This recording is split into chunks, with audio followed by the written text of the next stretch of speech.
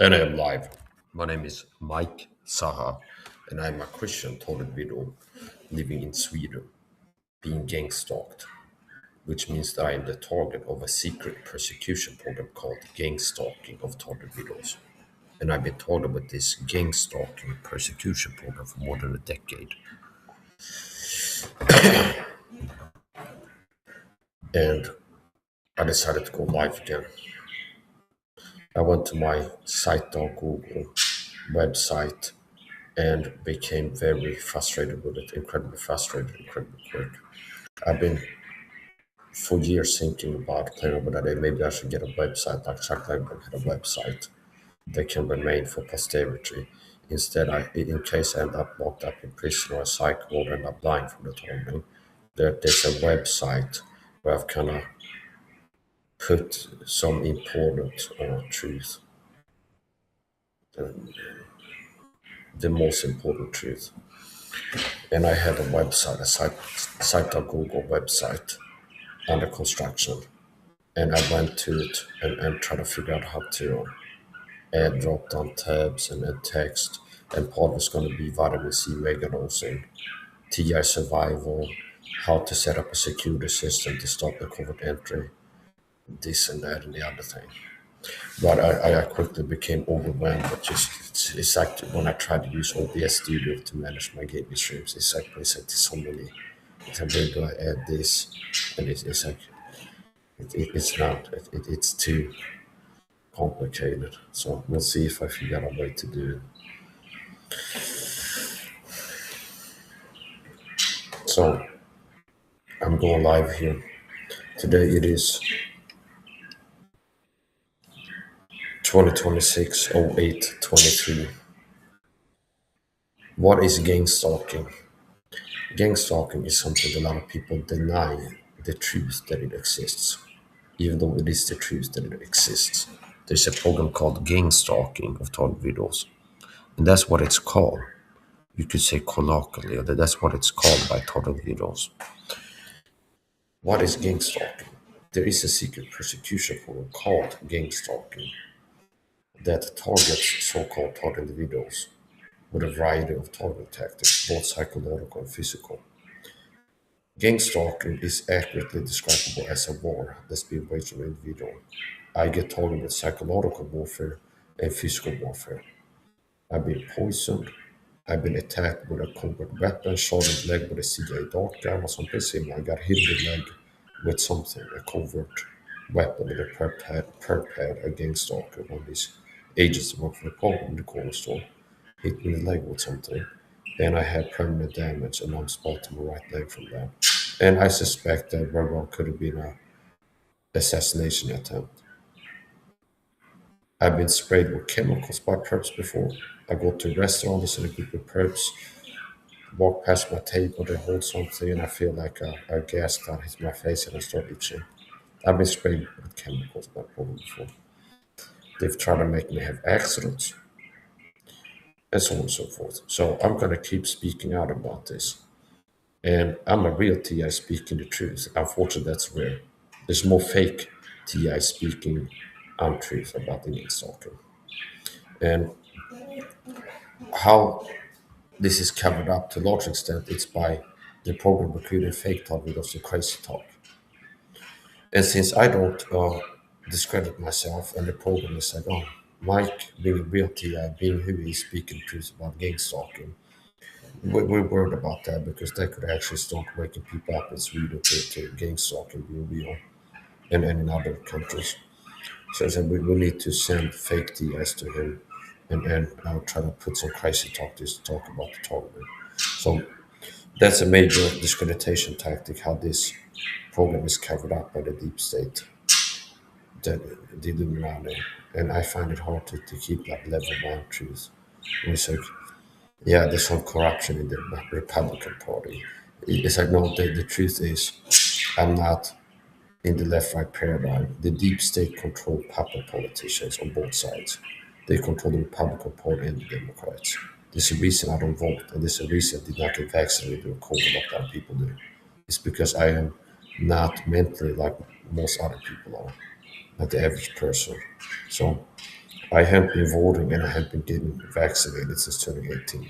And that makes me rare in Sweden and America. I checked statistics. I think ChatGPT told me that 70% of Swedes got the COVID jab, and it's around the same numbers in America. And I'd say 99% of people vote. Maybe 90, 99, I'm not sure. So there's a program called Gangstalking, which is a secret persecution program that should destroy a person's life and target the person with psychological and physical warfare. And a major targeting tactic that you get targeted with is people get recruited to target with narcissistic dogmas and abuse. That's how I get targeted by flying monkeys that are in the room. Narcissistic dogmas and abuse tactics, where they can have a person as a caregiving staff member or a person in the supermarket, several people. People get sent to go where I am, they be recruited by the program. It can be a cop, it could be a social worker, it could be a caregiving staff member, it can be a person in the neighborhood. And they get sent to go where I am and then do narcissistic dogmas and abuse tactics. And that could be direct a conversation with a comment from my personal life to make me feel harassed.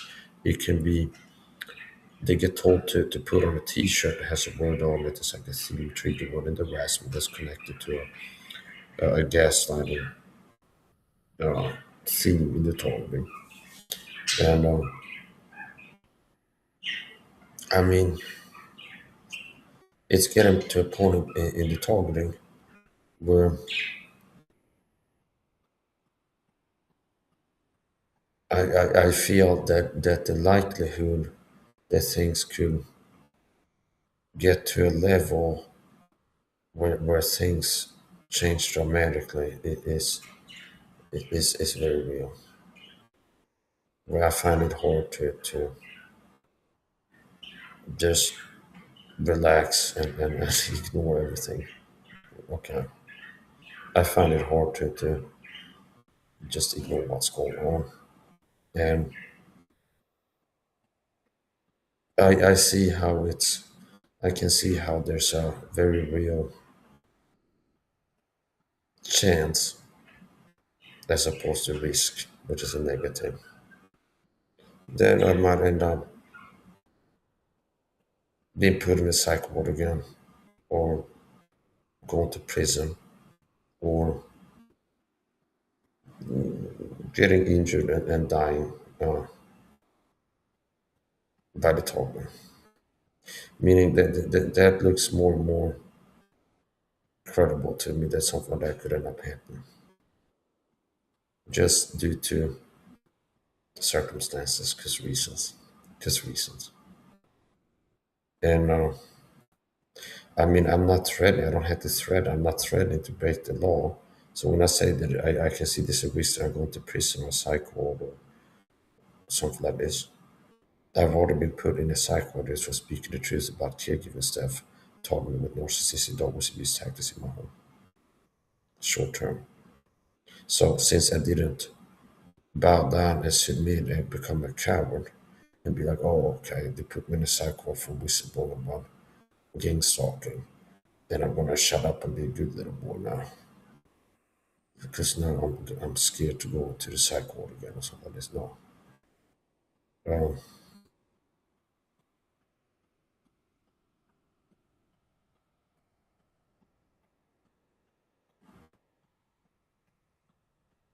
yeah. So I do risk going to a prison or a psych ward just for resisting this targeting. I've already been put in a psych ward before for speaking out about what's happening and being negatively affected by the targeting, reacting to it, being targeted. And yeah, there's a lot of other things I've been trying to do for years that have been sabotaged, like using my God given gifts and talents to reach more people with the gospel on YouTube and reach Christians with the truth about how to prosper and be in greater health with God's health, fitness, wisdom. I've been trying to use my singing talent, my and things like this. but they've been working to sabotage everything that I'm doing. So something that I can do is work to cause damage to the program. It takes talent to be able to get ahead with senior live streams. It takes competence and talent and ability to be able to grow on social media by teaching other Christians in the world how to be in greater health, which I've been for years. But we live in a rigged, cheated system where we don't live in a pure meritocracy. Just like if you have ability, talent, and the willingness to work hard consistently, that means you have success. Or they work to keep from success. But something that I can do is cause damage to this program that is targeted. And I do believe, I do hope that God will move mightily on this program and ministries that have been vulnerable. So now I'm waxing spiritual. Okay, so this gang talk is a practical issue. It's like saying the the election was rigged or something like this. It's like there's a conspiracy where people conspire together to do things in the natural. Now the spiritual topic we're getting into now is I do hope that God will really move on ministries, Christian ministries that have been involved in this, and puppet pastors that have participated in the tournament. I've been told by Christian pastors, Bible teachers, ministries for this game soccer program, which shows that they're puppets of the deep state Illuminati. I've been told about Raphael Garland and Andy Woods to the Bible Church. Now Brandon Holtas, that little sissy boy, feminine twerp sissy boy. And I do hope that if it ends up coming to a head where I get put in a cycle long term or get arrested for resisting evil in this country by speaking the truth and showing the truth to people working for the program. Um, I do hope that at that point, God really will move on these Christian ministries like the Bible Church and Eddie Woods and Brandon Holtas and Matthew Paul that have participated in Gangstalked by talking with narcissistic dogmas abuse tactics in the videos. Okay? Because the harvest truly is plenteous, but labors are few. And I'm one of the few people that have had the energy and the influence to be able to go live and preach the gospel, the faithful gospel. So one of very few men in this world. And I do believe that I'm very valuable to God in terms of it's just how many people had the real gospel to begin with? Very few. How many Christians are willing to put themselves out here in the marketplace with ideas and spend hours live streaming? Very few. How many people of those few had the talents, the traits, and abilities that I have that can help you to reach more people over time with whatever message you have? Very few, if any. So I do believe that if I end up institutionalized, well, God lives a soul in there that's been reaching like 70,000 people or so with the YouTube channel a month, preaching the gospel, the faithful gospel. And God would know that the what got me to a point where I'm really speaking out more and end up showing the truth more to gangstalkers and speaking the truth. And if that leads to me being put in prison for truth speaking and truth showing and on the psych ward or something like this, yeah, there'd be less people reach with the gospel then. And I hope that God at that point will move on these Christian ministries that have been involved in the atonement. So I just can't, as I was musically defined, but I just can't sit at home and be affected by the atonement and be angry about what's going on and what the opponents do all the time. I had to get out here and fight for the truth. So I'm live again, and I'm a Christian talking video talking gang stalking. There's few real TIs in this world, and most talking videos are not Christians. But I'm a Christian, totally. Gangstalk is real, most of my tears are not. And how do I get targeted by the program? A major targeting tactic is called narcissistic dog whistling abuse, where a person gets recruited to target for the program with narcissistic dog abuse tactics. And that means that they can have a person in the room that targets me for the program ways where I can feel that they target me and notice that they target me because they are. But it's hard for other people to tell that I'm being targeted by the person. And that's narcissistic dog abuse tactics for you. This program has taught me physically in different ways. I've been taught with chemicals, food poisoning. So what the program wants to do is sneak inside your home when your waiters called covert entry and open your fridge and poison your food or spray toxic chemicals in your bed or whatever, things like this. So covert entry is a tactic that's been used on me. And I figured out a way to make it not work. And I've been shared that brother told me those. First of all, warning told us that you need to uh, get a covert entry now system because covert entry is something that they do to you if you told me though, which means the phone gets inside the home away and they post your food and stuff.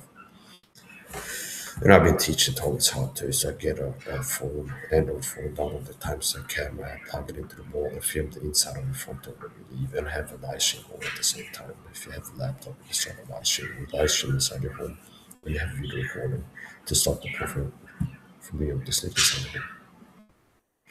And most online TS are fakes, okay? People responsible for the truth uh, and how to respond to it. Nobody could say, Mike, you got us so angry and you're dealing with the totem in this way now. Well, I've been on YouTube for 8 years speaking the truth about being a Christian, being persecuted, having murder attempts, being sprayed like a bug, being poisoned, being abused and harassed all the time.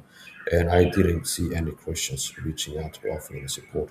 I've only seen Christians helping the totem, being recruited to participate in the totem. So nobody has the right to criticize how I deal with this henceforth when there's been nobody supporting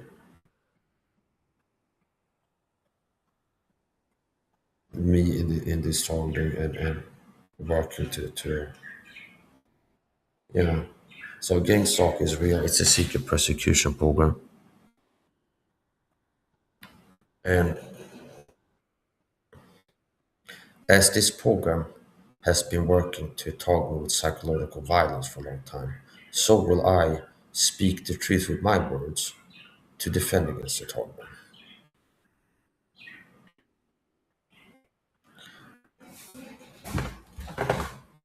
This program has been working to target with psychological violence by flying monkeys, and I will use my words to fight back by speaking out about this. So I'm not talking really talking gang stalking. Most online TS are fakes. And that's a major cover-up tactic, how to keep this covered up. They just like the program recruits a lot of people to target people like me that target videos. They also recruit people to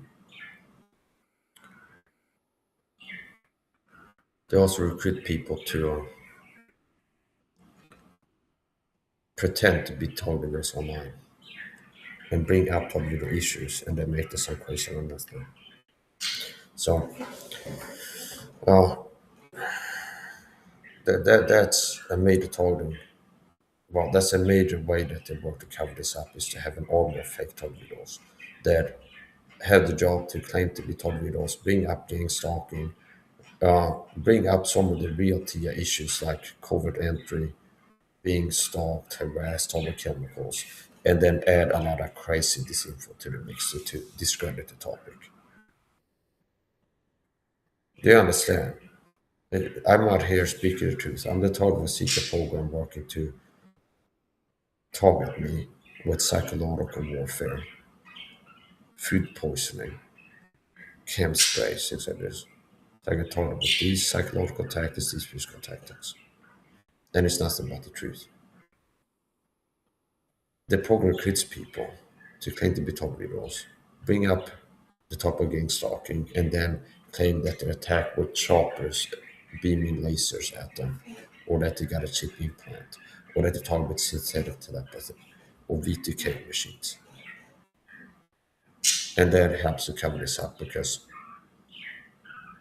the average person who's easily perception managed, if they see a video from me speaking the truth about the target, then they search Gangstalked or target video, they see all these fake TIs.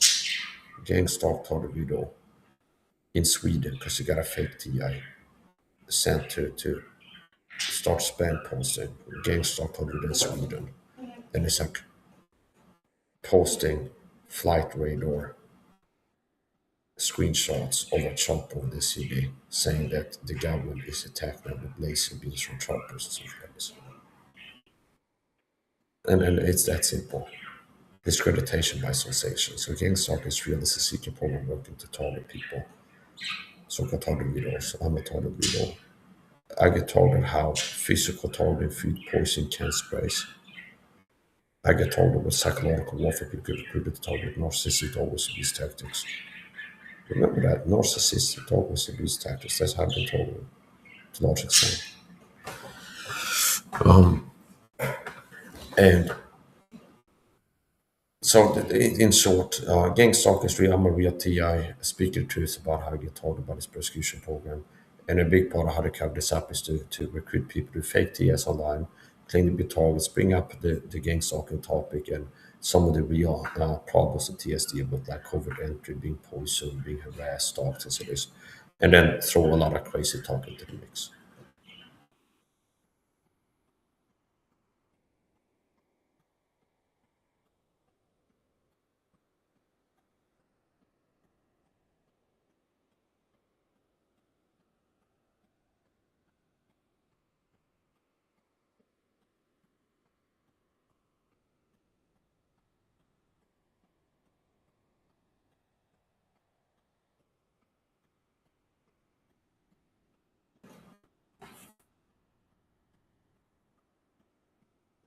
Yeah, so if you heard that I was involved in a confrontation with caregiving staff and got locked up, it's because they were doing narcissistic always abuse tactics to me for the program. If you hear getting a confrontation in the supermarket, it's because the person I had a confrontation with was a gangster that told me for the program. Okay. Or had been before. If you hear that there was some kind of event involving me that got me locked up in a psych ward or prison, or that I perished in the confrontation, you can counter the fact that it was a person that was fucking with me for the program that was telling me for this gangster program. And I'm not saying anything illegal. I mean, it's happened before that I speak out about being taught by caregiver staff and not being sworn and put in psych court. What's that? Is some kind of confrontation. So since I've started saying enough is enough more, and I'm ready to stand up for myself more, uh, dealing with disgusting freak abusers that think they have the right to talk about COVID abuse because they're freak with cult members. Yeah, it might lead to me being locked up in prison or psych ward for just for speaking the truth and pointing out that this person is targeting me. Okay. So I didn't break the law to get put in a psych ward. Not even the cops said I broke the law.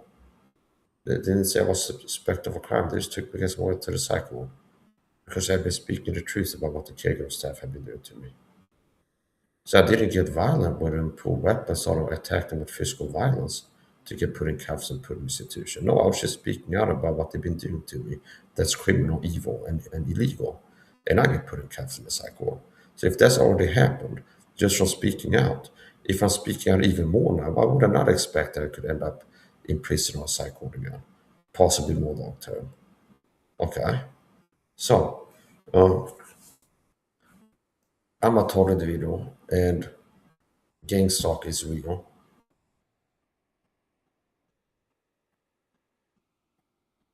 Most online TS are now going to listen to Chuck Langenberg audios. Late TI Chuck Langenberg.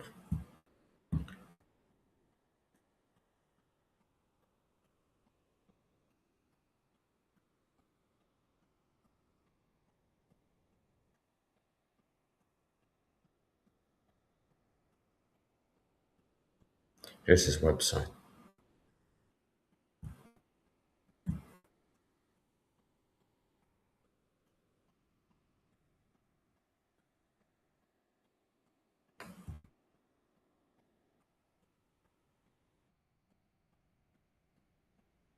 Late year Chuck Langberg, and I believe he was murdered by the program.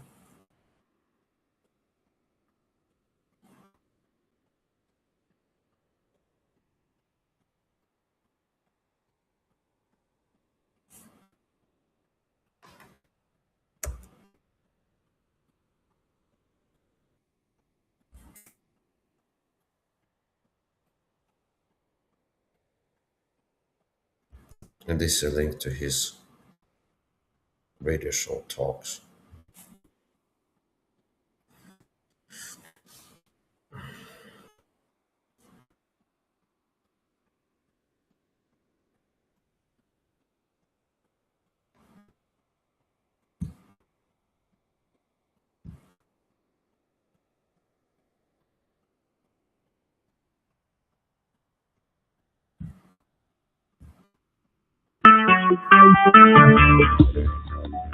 Talk show. Recorded live. Hello, my name is Chuck. My nickname is Van of Vancouver, Washington, U.S. Welcome to this show, TalkShoe show number 120297 at TalkShoe.com. This show is being recorded, and anything said will go into the public domain. Thus, everyone is entitled and encouraged to copy and republish any part of this call, of the MP3 recording, and any text that I entered into the accompanying text. You do not need permission, and no notification is needed. To find more of these public domain audios, go to the top right corner of any TalkShoe.com screen and search for Vancouver or show number 120297, or click the top left Live Now button to see which show is presently underway. The time out here on the west coast of the U.S. is 10:40 a.m. on Friday, June 8, 2011. This is episode number 3001. I have on the phone with me Loco in LA, and can you hear me, and how are you today? Yeah, I can hear you, dude. That intro's a little long. It's 10:40 p.m., not a.m.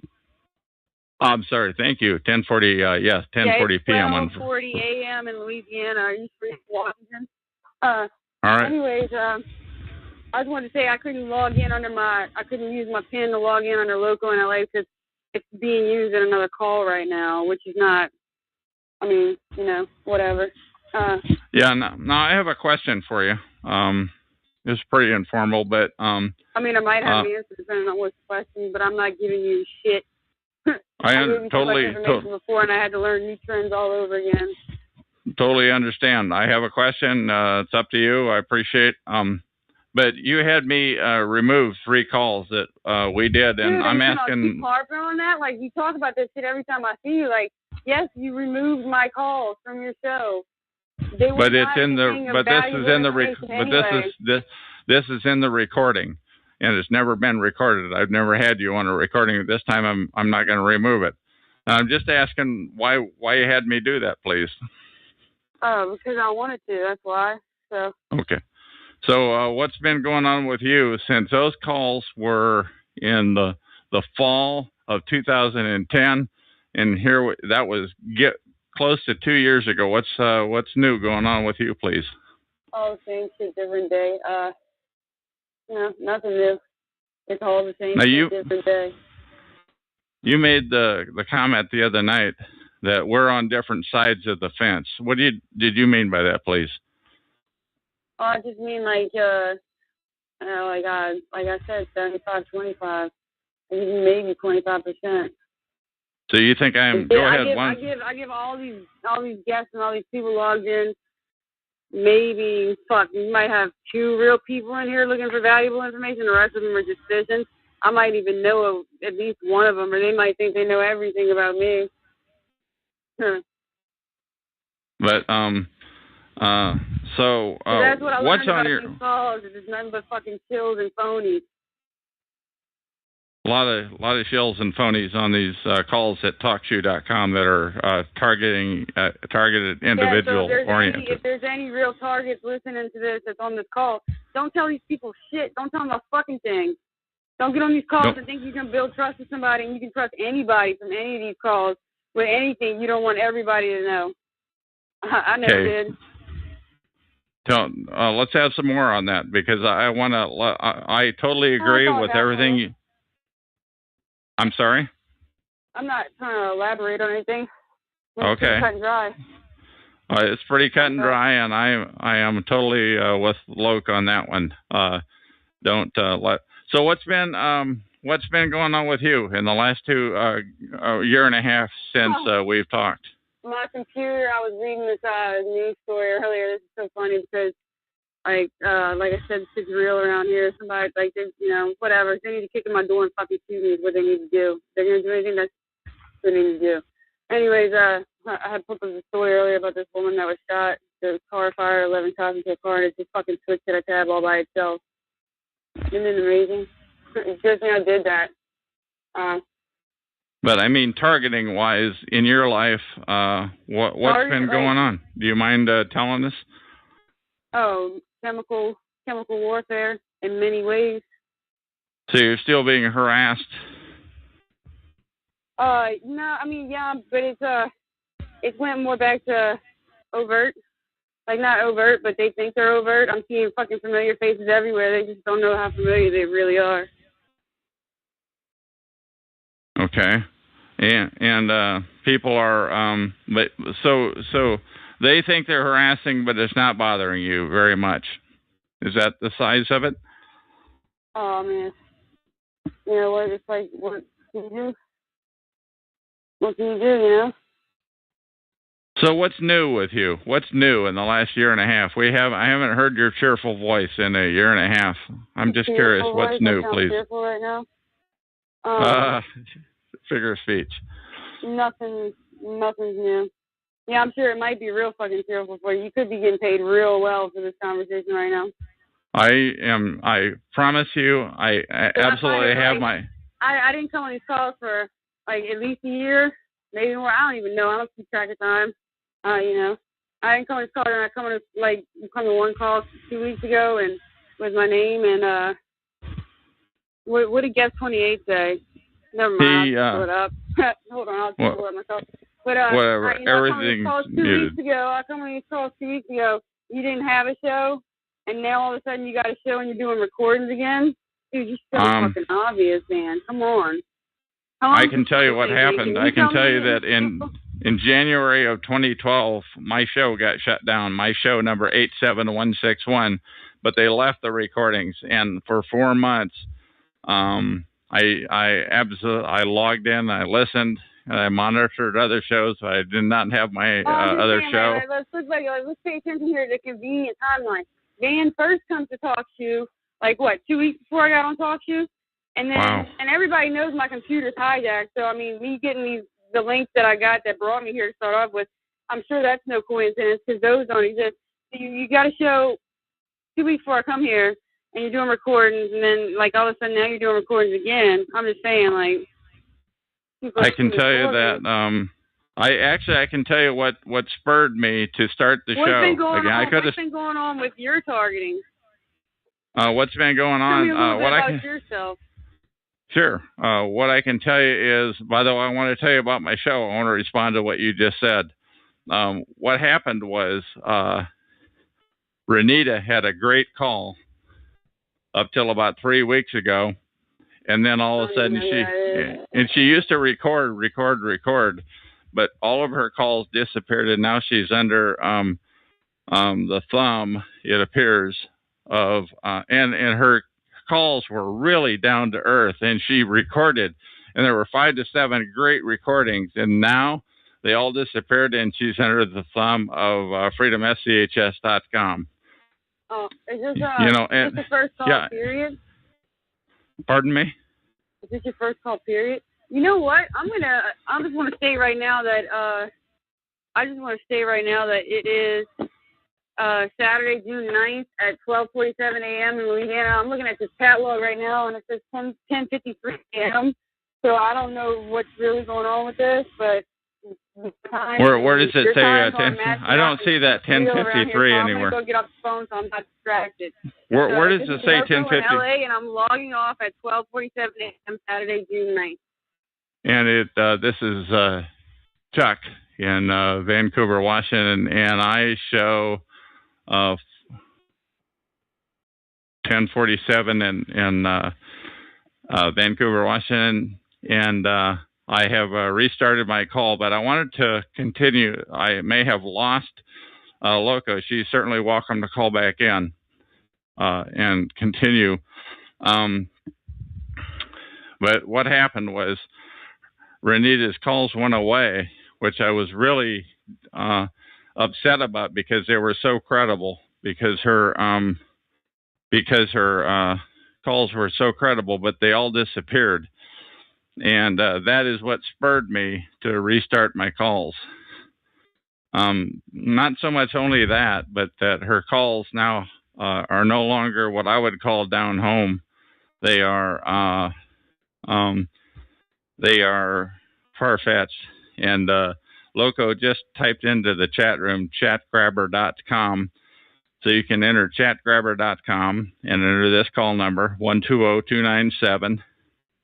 And then select out this date, which would be the top one, and you can listen to this recording. That is the end of this recording. We're going to click the end button.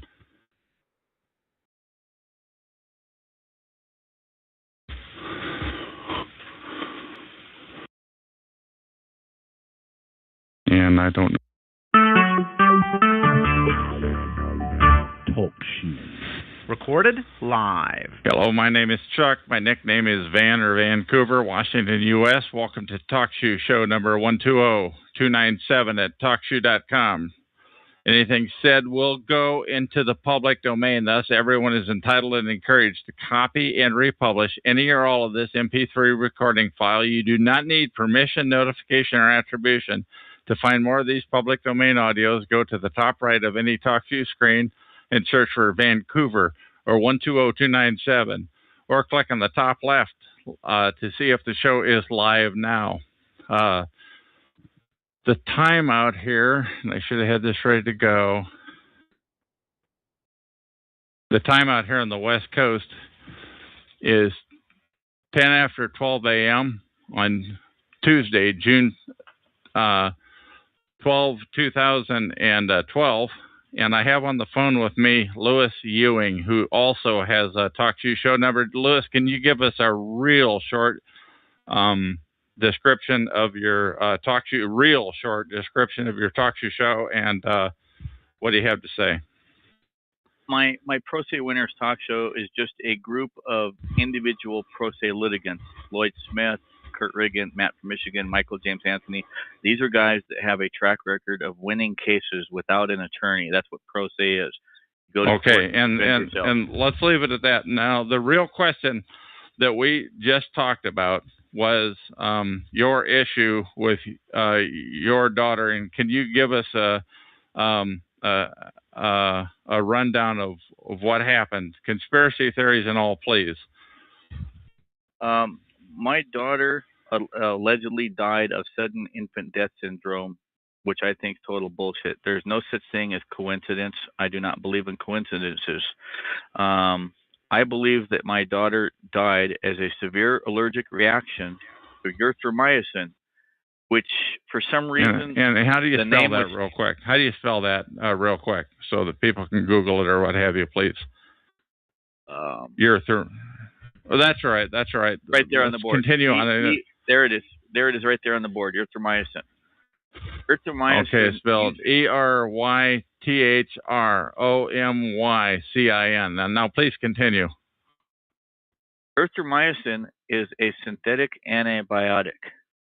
And what I discovered is you're not supposed to use erythromycin unless you have an established and proven allergic reaction to penicillin, which is a natural antibiotic. Now, you talked something about slow acting and fast acting, and where the one is they can give you a shot, and another is they can rub it in. Go ahead and let's have that. I'm trying to keep this interview moving, please. But Russian Jews are known.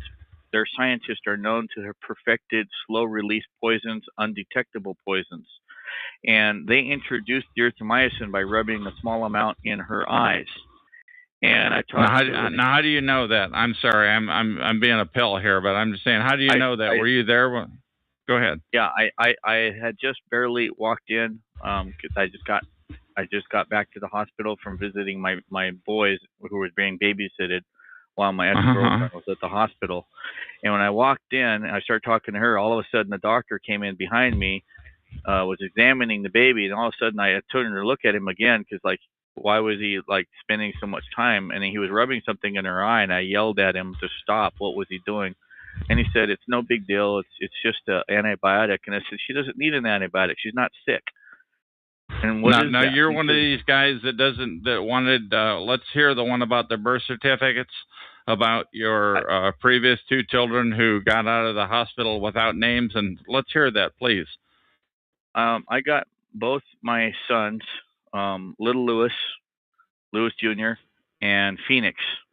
I got both of them out of the hospital without giving the hospital names. I got no birth certificates, no fingerprints, no thumbprints, no nothing. This is what, a couple of 3-4 years before the other. Yeah. Okay. Yeah. And why did you do that? That's because you're one of these guys that doesn't. Go ahead. I don't believe in having state issued IDs. I don't need the government's permission to exist. I don't need the government's registration of my name. And I have a right to my privacy. My sons haven't committed a crime, so there's no need for them to be booked into jail and be fingerprinted and footprinted and birth certificated and registered in any kind of index whatsoever. It's none of the state's business. And how many years ago was this, please? And let's not give any names. Let's not give any names of any hospitals or anything else. Yeah. She died. But how many years ago was this, please? This was on June 9th. Just 2 years ago. Okay, and she died 29 days later, and her eyes were red. Her eyes were red and inflamed, and the hospital told when she died, and so they were red and inflamed in the hospital, or when she died, please. From the day that they rubbed that stuff in her eye, her eyes wouldn't stop hurting. She always rubbed them, and then the redness. And she was just an infant. She was just an infant. The redness went away in one eye, but it didn't go away in the other eye. And 29 days later, the hospital told us that she died as they believe a severe allergic reaction to anaphylactic shock. I mean, okay. And she died of anaphylactic shock as a severe allergic reaction to the erythromycin. Okay, and now I'm so sorry to bring this up, but I heard you telling this story the other night, and now you feel that this might have something to do with you. The reason tell us the targeted individual implication of what you just described, please. Well, I'm a government resistor. I drive with no license. I distribute flyers that teaches people how to drive without a license, no insurance, no seatbelt. You can smoke pot legally. So you're on you've annoyed them big time. Oh, I'm a big annoyance to the state. I mean, yeah. They don't like here in the state of Washington. They don't like people. Cops call people like me a constitutionalist or a patriot or a freeman because I drive without a driver's license. Now, does anything else happen? Is there any other reason? Now, we've got two examples. One is that you drive without a license. One is that your youngster died. And is there any other reason why you might be considered, why you may have provoked them, targeting-wise, please? In 2004, Kurt Riggin and I beat the largest marijuana case in the state of Washington ever won by a pro se litigant. Kurt got busted for multiple felony counts of manufacturing marijuana. We're talking 166 pot plants, all over 6 feet tall, the best purple bud you'd ever smoked in your life. We beat it. Okay, we don't need. Okay, and any other reason why you might have provoked the law, please? Any other reasons? Because in their eyes, in their eyes, we practice law without a license. We are not attorneys. We are not members of the bar. We never went to law school, and they can't have that. They can't have people who are not members of the bar. Okay. Any other examples of things that you have done to really annoy them, to really get under their skin? State. I've stopped 4 major tax trials on 3 different federal circuits. Okay. Now, you're making some pretty big accusation that we're making. That I believe it was an accusation. Correct me if I'm wrong, but that we're talking about potentially they intentionally killed your daughter, or they did that on purpose so that it would happen sometime later. Correct me if I'm wrong. No, the one other thing they're mad about is when I had my first son at the hospital, little Louie, my ex-girlfriend tested positive for drugs, and they actually had plans to kidnap Louie, and they arrested him for 72-hour hold, and then another 72-hour hold. They tricked her into signing away her parental rights, and then they took our son, down to what's called a PIC facility, where... How do you spell that? P-I-C? How do you spell that, please? P-I-I-C. P-I-I-C, a facility. Okay, and what is that, please?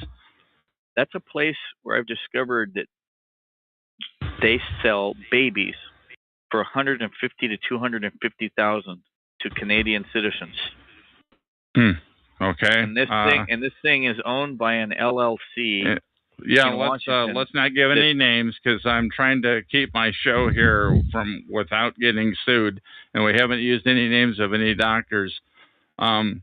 But are you saying that they literally...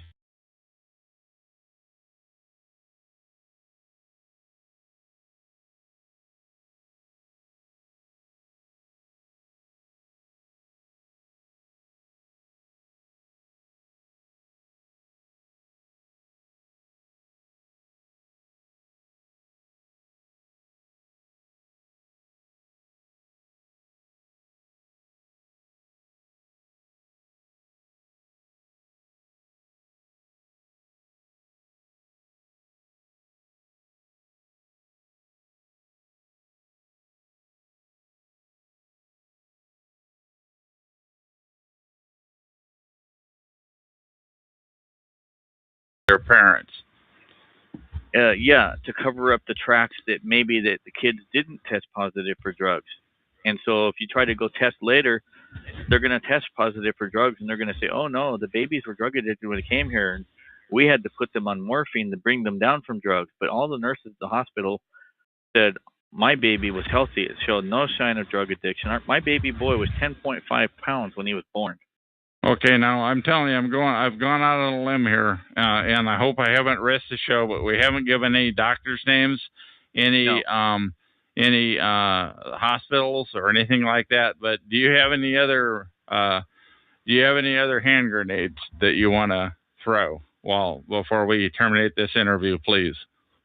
They assigned a German Jew police officer named Teresa Berg who failed to investigate that. Okay, hang on. Let's keep the religion out of this, please. Thank you. But please continue. Yeah, well, they assigned that particular lady who refused to investigate the doctors. She didn't investigate the warning labels on Tyson packages. On what kind of packages, please? I found out that the warning label on how do you spell that? Warning, like a warning label. She refused to investigate the warning labels on the erythromycin. She failed to ask the doctor if he read the warning labels.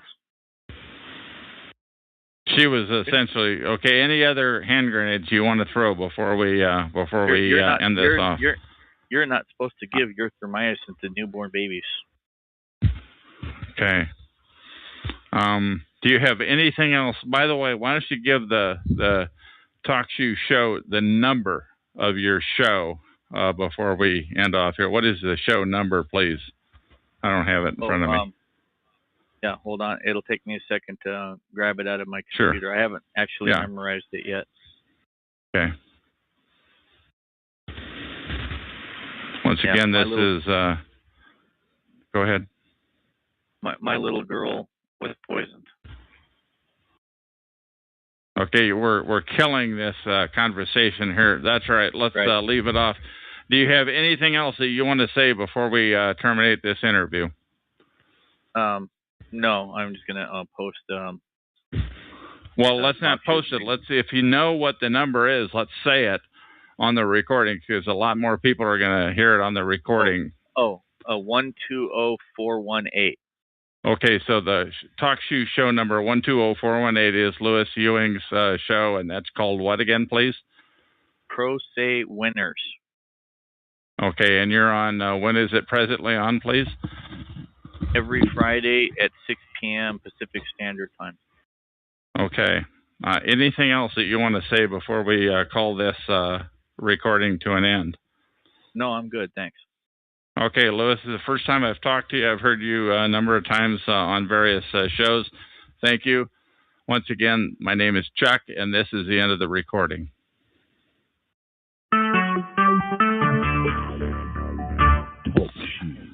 Recorded. Hello, my name is Chuck. My nickname is Vancouver, Washington, USA. Welcome to TalkShoe Now, TalkShoe.com, show number 120297. This show is being recorded, and anything said will go into the public domain. Thus, everyone is entitled and encouraged to copy and republish any or all of this MP3 recording file. You do not need permission.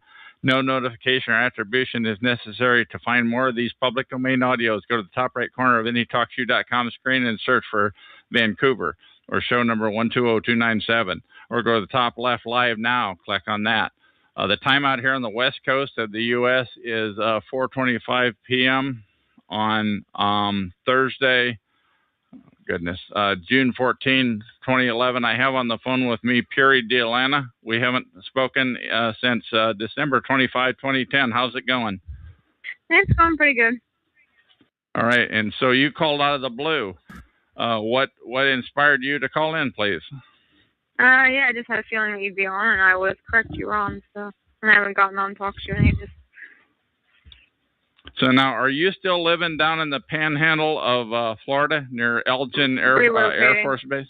Relocating. You've relocated. But yeah. Okay. Now, we were talking about this interview number 1067 on TalkShoe call number 87161 that we did on December 25 of 2010. Mm-hmm. What do you have to say about that?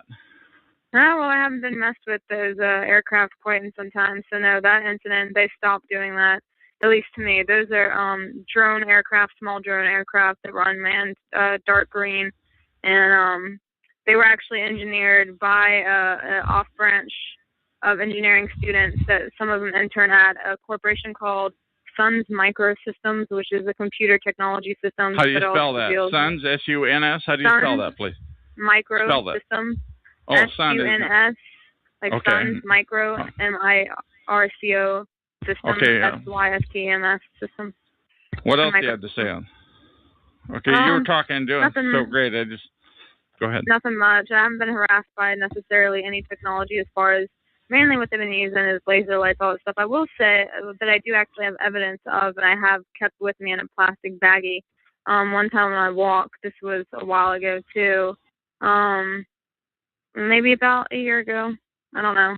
Somewhere around then. I actually found a small microchip on the ground about the size of half your fingernail or your big thumb fingernail if you're looking at it. And I actually have it saved and I actually have pictures uploaded and I actually still have the evidence with me and I cut the chip in half and you can actually see where the copper is and all that stuff. And I found it on the ground during one of my runs to the entrance of the EOD base. Okay, tell me more about this. Tell me more about this this aircraft that was stalking you. As I recall, you were like a block outside of Elgin Air Force Base in the Florida Panhandle. It was Eglin Air Force Base, and it's off branch of Eglin Air Force Base. It's not actually. How do you spell that? E-G-L-I-N? E-G-L-I-N, yes. And it's off branch of that. It's an off branch of that, which is actually an EOD base. They actually have a bridge that they put up now over that before the entrance of the base because they're doing highway reconstruction. That's a whole different story altogether. But yes, during that time period, before any of that was going on, you have neighborhoods that run along that strip called Range Road. And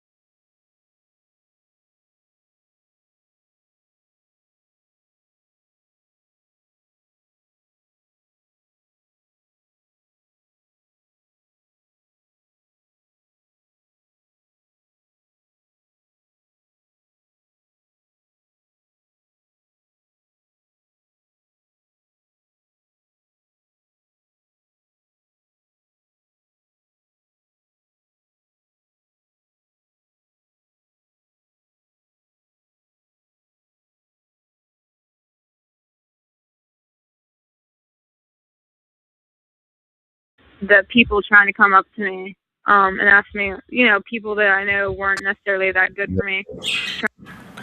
This woman could be a fake TR that got sent in for the church radio show and talk about their place and stuff. Chuck number was big on home. Talk about how the fake TRs have to talk about fancy tech stuff to help cover up Gangstalked. And this woman might have been a fake TR. Sent to Chuck's show to get some crazy talk in there, so talk by airplanes. I would not be surprised. Trying to come in and find things about me. Like, for example, I was with someone of special ops, and I'm like, well, why would someone like that want to be with someone like me? Not to say I'm like that boring of a person, but at the same time, you got, I know those people and they got better things to do. And so for someone to make that decision, I knew that I was being watched, and Sure. intel was assessed. And the guy even said he was in intelligence, and I'm like, oh, fucking great, because they're in units. Special ops, you happen in units. A group of 12 people to one group. However, that doesn't happen. It's usually 7 to 9 because they're short-handed, and you have everyone that knows all the basic knowledge. But at the same time, you have everyone in the group that's specialized. You have one intel person, one weapons person, one communications person, Yeah, and I so don't forth. like So you have that woman. She's most likely a fake TR and she's alone. like echo.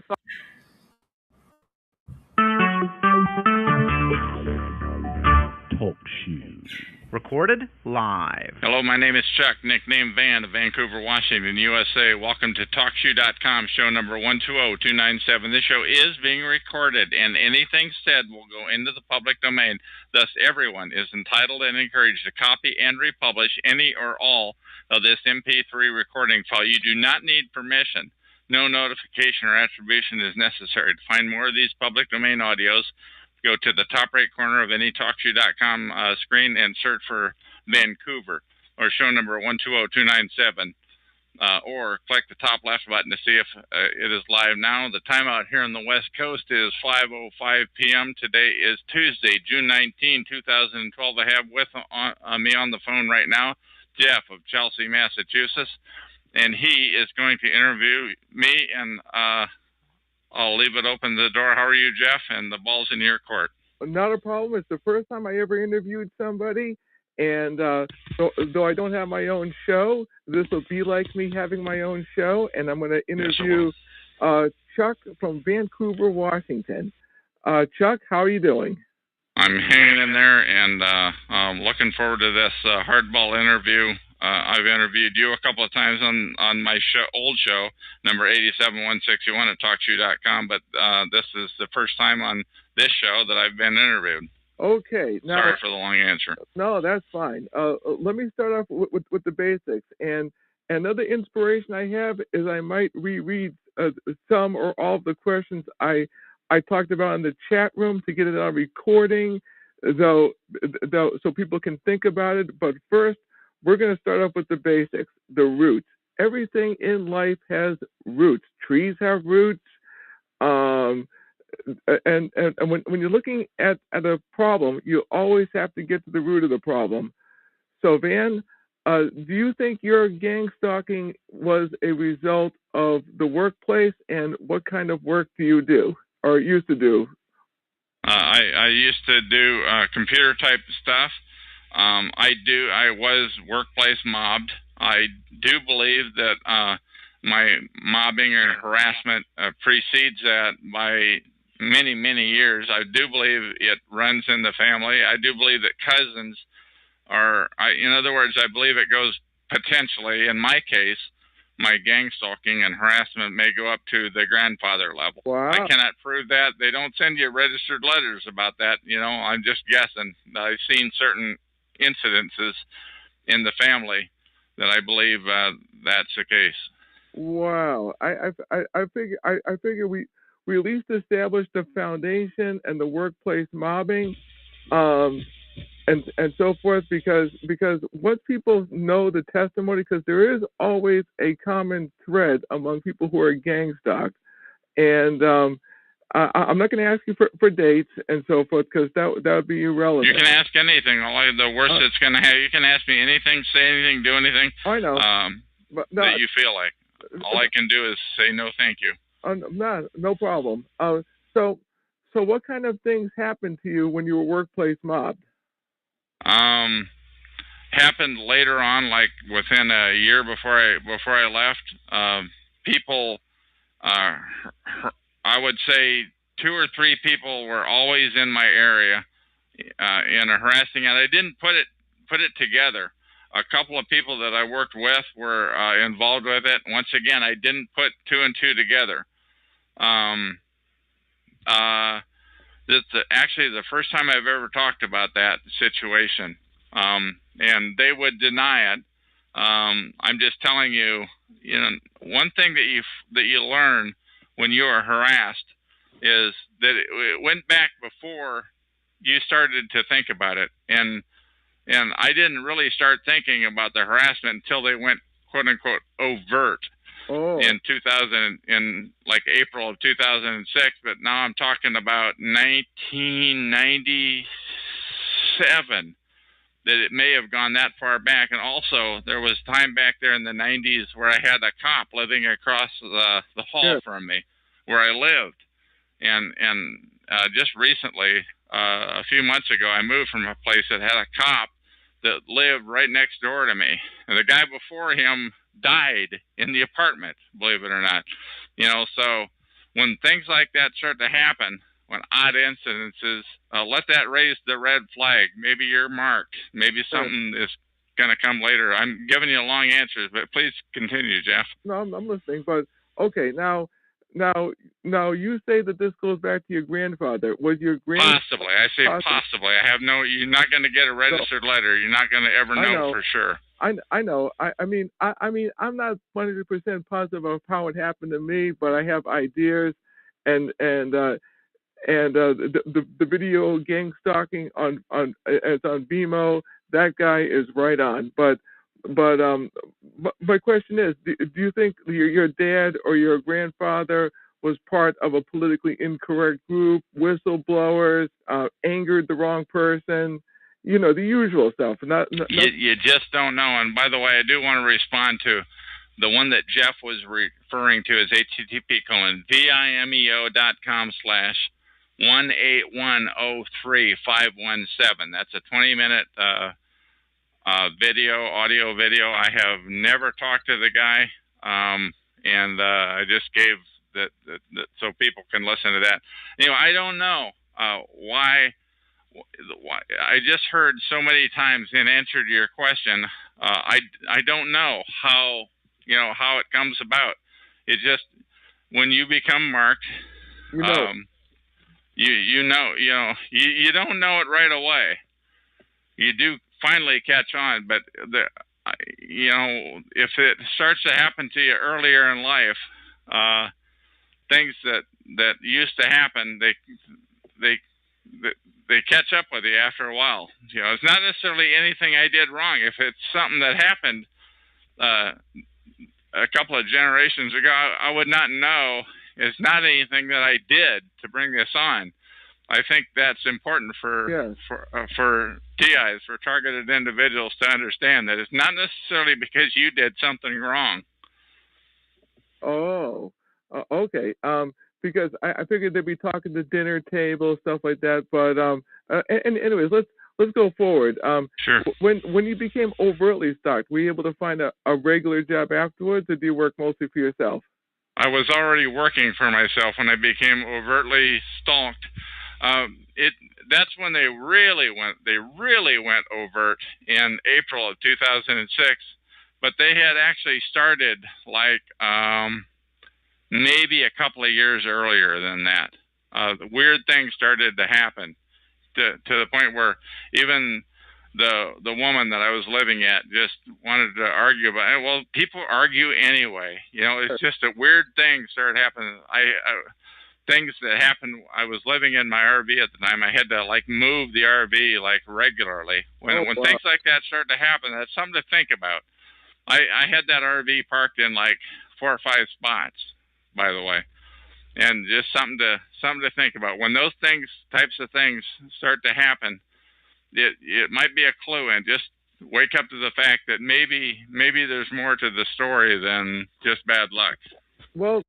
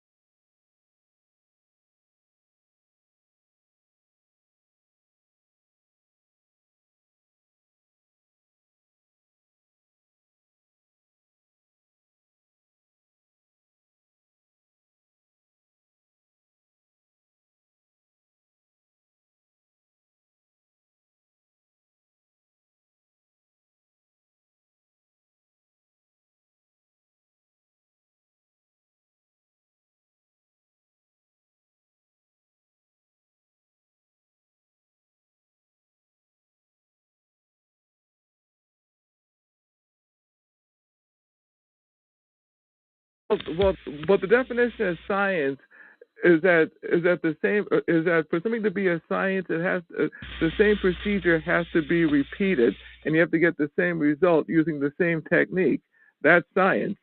So when a person's being really gang stalked, you know it because there's a whole bunch of people doing the same thing, using the same tactic, getting the same result, which is driving you batty. And Yeah, the gang stalking, though, per se, what I would call it, they went great guns back in April of 2006. The dogs came out. I mean, it was happening at the store, like 4 to 5 different times at the store. It was happening when I go to the video store. People, prior to that, people pulling out in front of me all the time. God, it was to the point where they call it sensitization, I think. yes. Where, honest to God, people who would be riding with me in my vehicle would make the statement, "Man, you are so careful of a driver." Well, the reason I'm careful is because people are pulling out in front of me, and you just think that's the way it is. Oh yeah, that's you were getting the verbal sensitization. I get more of the visual sensitization, but it's still the same thing. It's to sensitize you to a certain stimuli, and then when they do it, it's basically we're keeping an eye on you. So that's. I wasn't thinking though that people were keeping an eye on me as people were pulling out in front of me. It was a lot of times at one intersection or a couple of intersections, people pulling out in front of me all the friggin' time. You know, I go, wow. It's like every time I come here and you don't get it. Well, just be it known. Let that lodge in your memory if anybody is listening in. That may be a clue of things to come. Yeah, well, that's a good point, and also too, I think it's gonna be more overt. But let's see here. At least you're making money to pay your rent, so that's a good thing. Yeah, it helps. You know what else too is the secrecy. Why do you think there's so much secrecy with this? Because you do have Russian defectors, you do have defectors that come from communist and Islamic bloc countries. What makes this so secretive that your average Joe on the street would want to do this? Yeah, I don't know. You know, I've only known. By the way, I started to be overtly stalked. I mean, like I said, the dogs came at me, and I'm getting to your question, but the dogs came at me in April of 2006. It was 4 years later, in May 2010, that I finally discovered the term organized stalking and gang stalking, and I finally started to YouTube those. So I've only known about this issue of organized gang stalking for 2 years. So yeah, absolutely, it's a secret. It took me 4 years, and when people make this statement around here, well, everybody already knows about it. Everybody does not know about it. It took me 4 years to come to the conclusion that that's what this was. And when I read it on Gang Stalking World, by the way, and I finally found it. Wow. Gang Stalking World. You know, actually, where I found it was on the Portland Mercury. It was on their blog, Portland Mercury. That's Portland, Oregon. And they had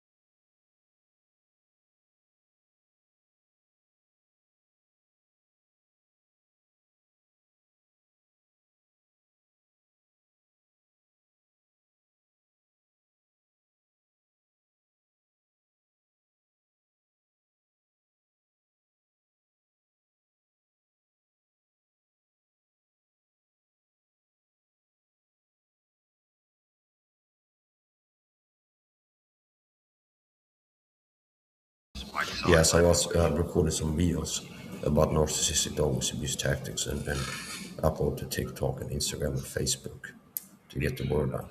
Because I like to poke holes in this. If people want it to be easy to dismiss, oh, Mike's parent, he says caregiver staff have been talking on this homebody to clean over them. It says somebody in the supermarket was talking for a guy. We can see him being told. Yeah, it's called narcissistic dog whistling abuse. And that's why you can't get told about other people being able to tell they're being told them. So I'm going back to Mike off here. The description almost sounded like I should have written this, and it was written by a Canadian kind of a guy. And he said, what is happening is you are being gangstalked, a term that's called gangstalking. And he wrote, and I've seen that term restated and rehashed many times. I've seen him paste that same text into many blogs. So he has done a great thing to help to get the word out, this guy. Now, one of the main authorities of gang stalking is this woman named Eleanor White, and I love her comic strips. What's your personal take on her comic strips? Do you think there's crazy talk in there, or do you think it's sound? Because people who are listening are going to be grasping for straws. Yeah, and that's Eleanor White, spelled W-H-I-T-E, I think. I like the heck out of her comic strips. She does them from like about 25 each, 25 of them from Peter the Perp standpoint, and another 25 from Tommy the T.I. or somebody like that. And it's like every one of those things, comes close to mirroring me. There are a couple of three things, and I don't want to get into what they are. No, don't. Because I try to avoid the far out talk. That there are a couple of three things in there though, in her Tommy the T.I. that I find a little far fetched. And if any reason that I was ever to give them any credibility, it would be because she took the time to put them in her comic strip. That, honest to God, that's the only reason that I would ever, they're so far fetched. But that's only 2 or 3 of the 25 strips. The other 25, it's like a textbook on perping.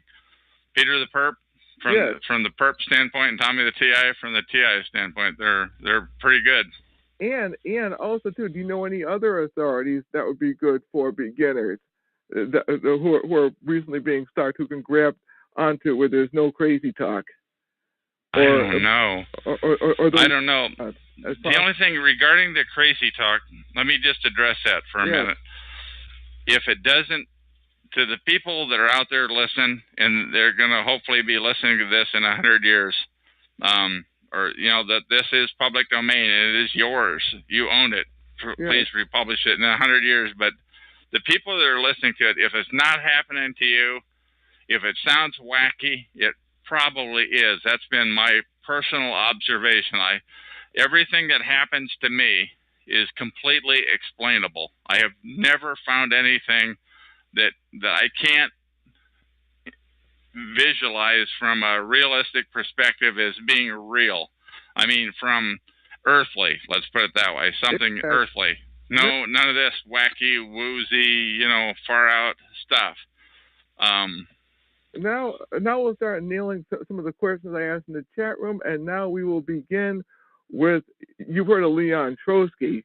He worked with Vladimir Lenin in communist Russia. He was the second in command, and he has a quote: "You may not be interested in war, but war is interested in you." And what's this have to do with gang stalking? Well, do you think that there are people who are in neutral? And I'm going to rephrase the question a little bit. Do you think people who are in neutral, but can be threatened or drafted into it? In other words, we have this scumbag over here. We don't like him, and we know that the talents you have, like being a locksmith or surveillance and so forth, we want you to fix this guy. Do you think that most people are neutral, or do you think when the screws are really turned, do you think most people would cave in, or tell them to go blank themselves, or lash out? I think here's the deal. Just something that I know nothing about, like a locksmith. if you're a locksmith, the perps know where to find you, but you can't go out and find them. That's the first thing. And there are an endless numbers of perps out there that can harass you. So you really don't have any choice but to play ball. If you're not already a perp when you got in there, you don't really have any choice but to do what they want you to do in the first place. And then there's the guy's car, his family, his business taxes, his home. I mean, they can shaft you in any number of different ways. Essentially, if you're a locksmith, I hate to pick on them, but you're the one that brought them up, Jeff. What I'm saying is, I don't think you have any choice but to play ball. I don't. Can you trust a locksmith? I don't know. I guess you can. But if you're a target, they're going to get into your place when you're not there. God, I just hate to say that. It sounds so incredible. I'm just telling you. They want you to know that they've been there. They'll leave stuff behind. They'll move stuff around, so they, in my case, the last place I live, I don't smoke and I never have. I don't smoke There was either. a cigarette butt one time in the unsmoked in my restroom. They left it there. They wanted me to know. God, and I flew off I saw that in there. I mean, I was really annoyed about that. I walked around spitting and cussing, and I was really ranked about that. But that's the effect that they wanted. I almost called the cops. I almost did, because my place had been, and I didn't do it. And it's now that when I got into, once I understood after May of 2010, once I understood about this gang stalking thing, the last thing you want to do is ever call the cops. The last thing you ever want, because they're going to say, you sound crazy, we need to send you to the funny farm, and they'll come and haul you. I really, that's never happened to me, but I have heard about it enough times that I believe it. So it's a good thing I didn't call the cops about it. Never ever call the cops if you're a TI, if you're a targeted individual. There you go. No, this gets better. Basically, I have another question here too. Sure. Is why don't people think critically when they get any gossip on someone, or when a person receives gossip? Why don't the average sheep take the bogus information at face value? That's a good one. God, I can't wait to answer that question. Yes. There is this guy here, and I'm not even going to say his name. No. That has he's a perp, and he's got a show here on Talk Show about perping. Oh, we're so misunderstood and walked on and all that, he's one of the disinfo agents. But this one time, I logged on to his show as a guest, and I'm just listening to him talk, and he took like 5 facts about me, and he distorted every friggin' one of them. And he did that by adding information, by leaving out facts, by distorting, it's just like 5 completely different lies, about me. Pardon me? It's called spin. Yeah, 5 kinds of spin. So I don't know why people, and they were good. I'm not sure if he took a class, if he got the talking points from somebody, an expert who took the class. I'm just telling you, it was totally, I'd heard that before, that about the spin about people, but it was never about me. This time, those 5, it was just like rat, tat, tat. And I don't think he knew I was listening in as a guest, or I don't think he'd have done it, but he showed me their hand. He showed me the perp hand when he did that. It was incredible. And even today, he plays so innocent. And that's the thing about the perps and many of these shows around here is they play so innocent. Oh, they hurt. Oh, I can't believe you're saying that about Chuck or Van or whatever you want to call yourself now. Oh, my God. How could you call me a perp? That hurts, man. That really, I'm telling you, he's acting. Wow. Now, because you see, I know our school system has dumbed down the generation of children, but even older people are in on this, and that's my main question, which is about thinking critically and being able to discern the BS from the truth, and calling people on their gossip, because not all gossip is true. I mean, a lot of gossip. I mean, Bruce Lee said, "Believe half of what you see and none of what you hear." And I always go by that medium when somebody says something about a person. I keep it in the back of my mind, and see if there's a second and third witness, and see if there's concrete proof. That's how investigators do their investigating. I mean, what? Sure. I mean, the one thing, I mean, I concur with you there. Yes. But one thing that is totally amazing, because I spend a lot of time on TalkShoe.com, Yeah. where we are now. You're interviewing me, and we're using their resources. But I spend a lot of time in the chat room and listening to the conversation, and I just see guests coming in all the time. They don't even have a login name, and that's fine if the show host wanted to enable that feature. They just have a guest. But I have seen guests, they log in like in 2s and 3s, and they slander somebody. Usually if they're slandering somebody, you know that person is probably a target. Yeah, you're right. There's a reason why they're doing that, and they're mobbing up on them. And I'm not sure where. I guess it was that here's just a plain old guest making comments, and they sound so good. A troll. Yeah, they're trolls, or whatever you want to call them, but they're slandering and they're mobbing.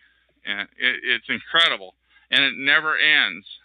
No, here's another good one, which is and this inspiration actually came to me. It's not in the chat room, which is a person can be sued for slander. Means something you say about a person.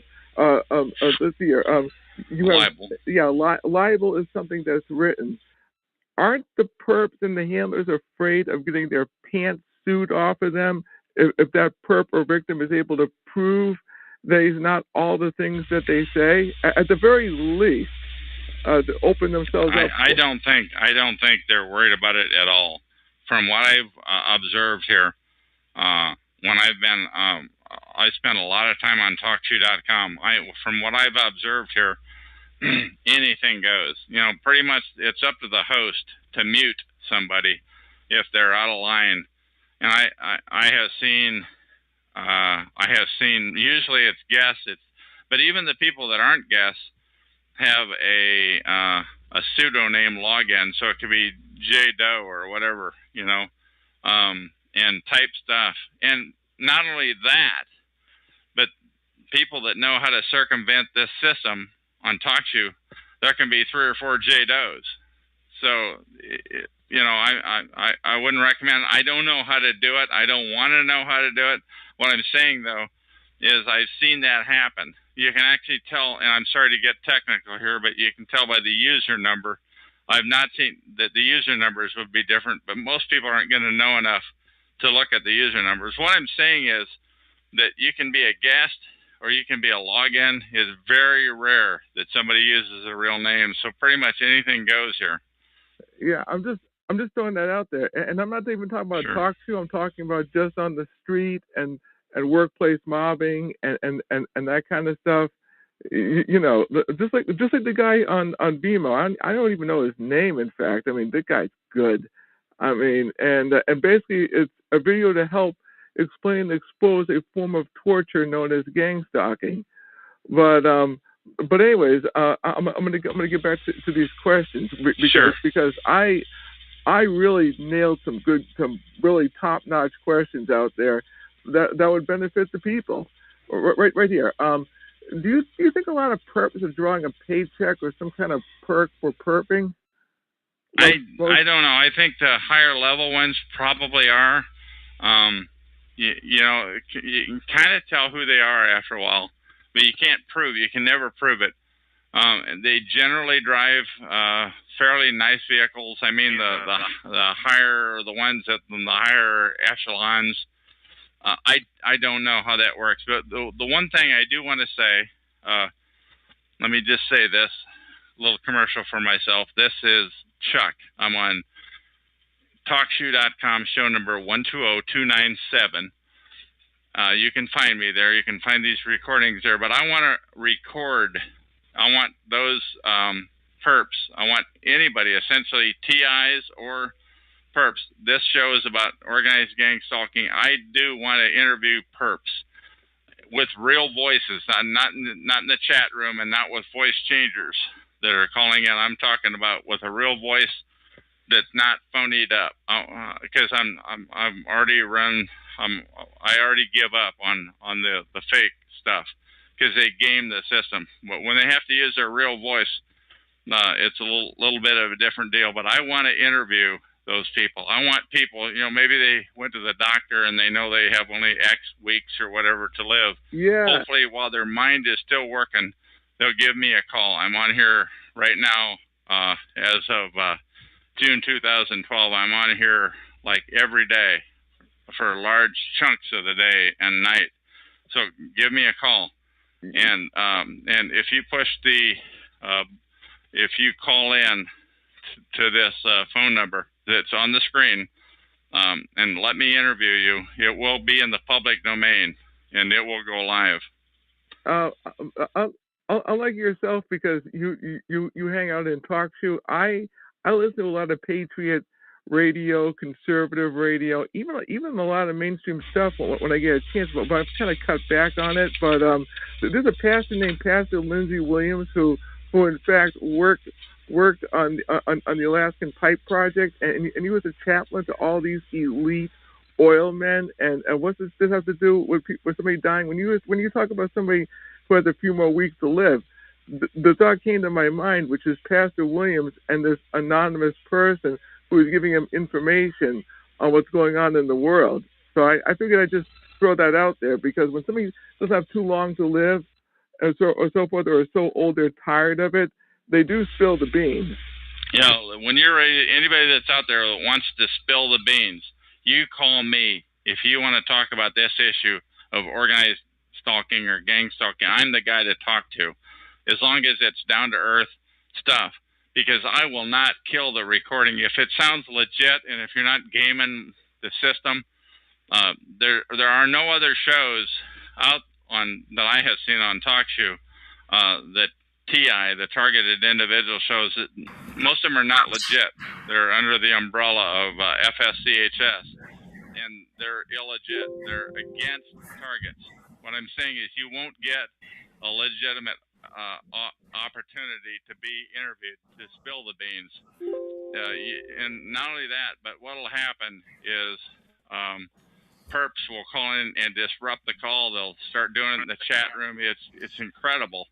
But what I do when I'm doing, well, you're interviewing me, but when I push the go button, the first thing I do is shut down the chat room, so that takes the minds off of the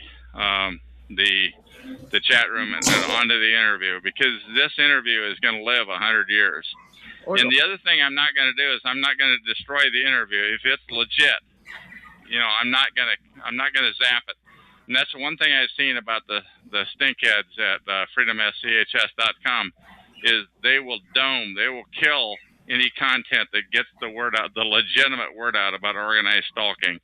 That's their purpose in life, is to not get the word out about organized stalking. So, well, this is why I'm banging out all these questions, because I know it's going to live forever, and I know it's going to be a textbook for future victims to at least think about this stuff. And one of the questions I put in the chat room that continues with the line of drawing a paycheck is like a promotion at work for burning a victim. So in other words, a perp burns a victim, whether it's verbally or otherwise, and then all of a sudden, lo and behold, he gets a promotion. Like there's a group of Freemasons at work. I mean, Freemasons do this in the court of law. Like if you're a lawyer, defense lawyer representing a real scumbag, that defense attorney does one of the Masonic hand signals with the judge, and that scumbag gets off the hook. Yeah. So and you can never prove it. No, you can never prove it unless you know the signals and know some of the phraseology they use. I mean, Freemasonry, especially in a court of law, that stuff is real. Yeah, yeah. But I anyway, think so. but anyways, let's see. What about hazard pay for the purpose because the victim lashes out? I talked about some of the legal stuff that a victim can do, especially if the victim knows a private investigator in their family, or knows a couple of really top-notch attorneys, or an Indian tribe or something like that. In other words, would they have a close knit relationship with somebody that can do some legal damage? But what would happen if the perp? What would happen if the victim had military training or something, and so forth, and decided to lock and load them? I'm not endorsing it. I'm not endorsing this. I'm throwing this out there as a thought for perps listening, because the perp will hit a victim, and that victim might be unstable. So yeah, one of the things when I first started my shows back in late August of 2010, there was an endless crew of people, and they not only wanted to talk crazy, but they wanted to get me talking about, it seemed to me pretty obvious that they wanted to get me talking about anything that had to do with guns, knives, anything weird like that. They wanted to get me on the record to see if I had tendencies like that. And essentially what I did back then is I shined them on for a while, then I started to mute them. Now they don't ask so much anymore, but the perps want to get targets to incriminate themselves. And you can bet this, if there's one perp that's harassing you, there is another one that's backing him up, and he's probably filming you. So if you're a target, if you're a TI, a targeted individual, the chances of them having you on film breaking the law is really, really pretty high. I'm not a lawbreaker anyway, so I don't have to worry about that. But me neither. But and then I put in the chat room. That's why I would never be a perp, because if I was a perp, that would be going. I'm serious. That stuff would be going through my mind. Or what would happen if I was harassing a minister, for instance, who was an otherwise good person, and I know deep down inside that minister is a good person, and that I might not live long if I keep messing with the minister, because I might stroke of a heart attack or something. You just don't touch a minister in that kind of aspect. I mean, these if I was a real bad guy, thoughts like that would be going through my mind of the consequences, whether physical, mentally, or otherwise. And yeah, let me just tell you something about those perps. I think a lot of perps are. It's not just. I mean, it's cops, it's firefighters. They're essentially paid. It's municipal workers. They're expected to participate to some degree. It's on other professions like locksmiths. It's even people in churches. You don't know that they belong in those churches. But regarding oh shoot, I lost my thought. Regarding the shoot, I lost my thought, Jeff. Ministers? No, that's okay. I got this. A perp has to look in the mirror at his or her immoral activities and know. That's what let me pick up where that is that those perps, you may take the bait once when you're just John Q. Doe and somebody's trying to get you perp your neighbor. They want you to participate in harassment of your neighbor down the hall. But if somebody commits offs themselves, and if you participated in that conspiracy to where they committed suicide, you are in on it. Now you participated, pal. You gotta. Now, if you believe in your maker and what have you, then one day you're gonna have some explaining to do. And if you don't knock it off right now, if you continue to participate in that sort of thing, essentially you are a killer. And what I'm saying is that I am making no holds barred that people that perp, people that participate in the harassment of other people who, first of all, they may have believed the lies. They should be smart enough to know that. But even if they weren't, you still, if you participated in the murder or the suicide of somebody else, then you got some explaining to do. And by the way, that really shuts up a lot of perps who come into this chat room when I say that. Oh yes, because they might not know what they're doing, or they never thought of it, that they were part of a conspiracy to kill. But that is what this program is about. They want people, for some sick reason, they want targets to off themselves. I guess they have parties. They think that's like real cool stuff. I can't even imagine the mindset that goes with that of victory, you know. I've heard, by the way, I have heard, I'm sorry, Jeff, I'm jumping all over, but I just wanted to interject this one thought, that Satanists, you know, from the very offset, I had heard that Satanists were involved. Not all of them, just a chunk of the people that are involved.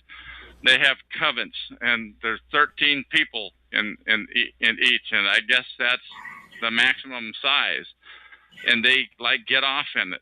That's what they look just like you and I and everybody else. You don't know who they are, who you're dealing with. Go ahead. Well, that makes sense. I mean, a lot of corporations have witches and New Agers and stuff like that. What you're saying makes sense. Yeah, I never would have thought so, but it's started to maybe make sense to me recently. Now that I think of some of the stuff that they do, it's pretty incredible that a human being would do that, and they just think it's great.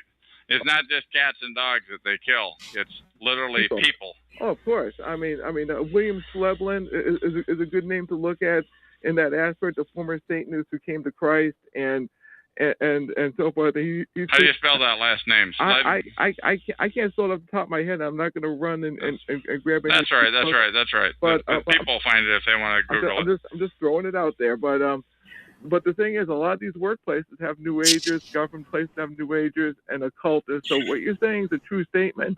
Now, let's see here. If perping is this bad in good times, in other words, when people are making some bacon, when people aren't feeling the pinch, you know, stuff like that. If perping is like this in bad times, what will perping be like when the average person has no money coming in? In other words, when there's a collapse in this country, and the country goes belly up, which I believe will happen, because we owe Red China our lives basically, with trillions of dollars in debt. And so forth. What would happen to the average person? Would they get worse, or would they get better? I think possibly. I think though that probably. I can't imagine how much worse can be, but I think they'll make do. I think they're pretty bad. There's a lot of them. They're extremely well organized. It's incredible. It's above the government level. It's above state, county. It's above U.S. level. It is a worldwide protocol. There is no. I've heard the comment said. I'm jumping all over here, but I've heard the comment said, you know, on like some TV show, some cop will say, "I'll have you followed. Why, there will be no place in this world that you can go to get away from me." You know what? There's quite a bit of truth to that, because it's all over. This organized stalking is all over the free world. It's in Canada, U.S., Australia, New Zealand. It's over in Europe. Western industrialized countries. And in supposedly in China and Russia and thereabouts, you know. So evidently there is no place that you can't go. And that is the amazing thing, that when people think they're going to get away from the stalking and harassment, as I did early on before I clued into what's going on. It's called gang stalking. But before I clued into that, you think, well, if you just move, it'll go away. You know what? It won't. It will follow you. You will be harassed at the next, whether you go to a different zip code across the river, to a different state, to a different country. But here's the caveat. Here's the caveat. When you're in the big cities, it's worse. When you leave the big cities to go out to where it's less centralized, where there's hardly any union workers or government municipal workers, where it's more farms and so forth, you're not going to get the crap. I think there's some truth to that. I don't know because I've primarily just been in the populated area of Vancouver, Washington, and Portland, Oregon since I became a knowing target. And that's where it's. But I do believe what you're saying, that when you move out and about, when you go out to the outback, there's less people. They're amazingly sophisticated people, though. They're amazing. Where are they coming up? Where are they? John Q. Doe. Where are they coming up with all these friggin' people? Well, I'll say that towards the end because Sure. of my security background and so forth, I can give some insight on that. But this is an interview with you. We're going to keep on the interview right here. Let's see here. Because of the financial collapse, everything evolves. I mean, you have what's called microevolution. I mean, which is an animal or a bird will adapt on a very small level to adapt to their environment. I don't believe in evolution because I'm a Christian, but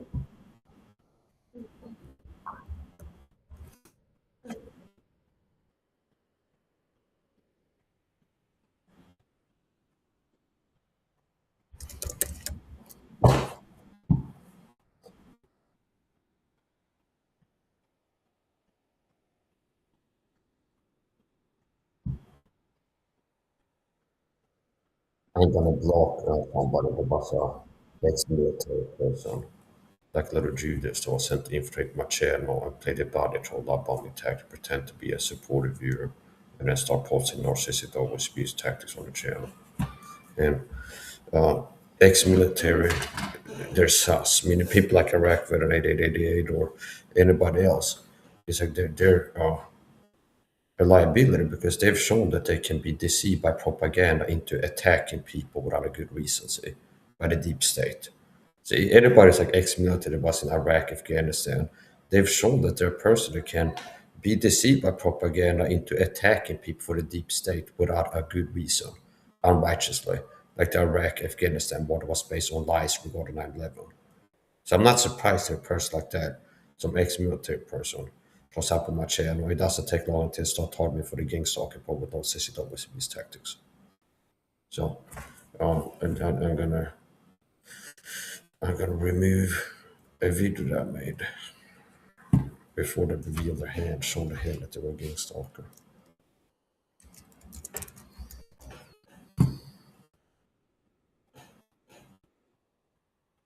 Oh yeah.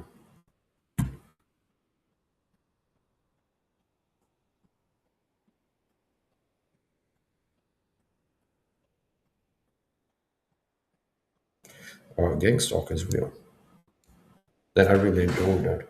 I can't be described other than people claiming that the truth that I'm speaking is not the truth, okay? Because I'm not a torpedo that claims that I get attacked with space machines in other fucking space or I got a chip implant. No, I get told with narcissistic always abuse tactics, covert entry, food poisoning, chem sprays, things like this, none of which are impossible to make happen in this world. Whereas the fake T has the hype, fake, crazy talking fake stuff. So I've been working to expand my arsenal of weapons, and I'm somewhat limited to what weapons I can have legally, which is basically melee weapons. And possibly I'll buy some more ones. We'll see. The one that I have, the knives that I have, it's this one called Sydney Leather Neck. I like that one. And then I have this Recon Tanto, which I was sharpening in the kitchen before. And it is a little bit sharper. Now, a knife, the main thing with a knife, a combat knife, is that you can stab with it. So, a knife like this, even if it gets completely dull, I mean, if I would use it, grind against rebar and stuff until there's no really cutting edge, it's not sharp anymore. It's still viable as a weapon with stabbing attacks. So, using this kind of like you would do for a torture test without marking this in torture tests. I used this like stabbing metal and stabbing wood and cutting this and that. I never really got into sharpening it. It's got a little bit dull. Now it's still thin enough. A knife doesn't have to be sharp to cut, it just has to be thin. And it's thin enough to be able to still cause damage with slashing attacks and push cuts and things like this. Now the main attack with this would be the stab. So see if we can find some wood here. Demonstrate what I'm saying. A knife doesn't have to be sharp to cut, it just has to be thin. So this is dull to a point using without sharpening, where it's not really good at cutting. But I can still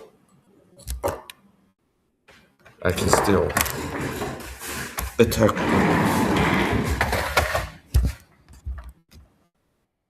We test it out.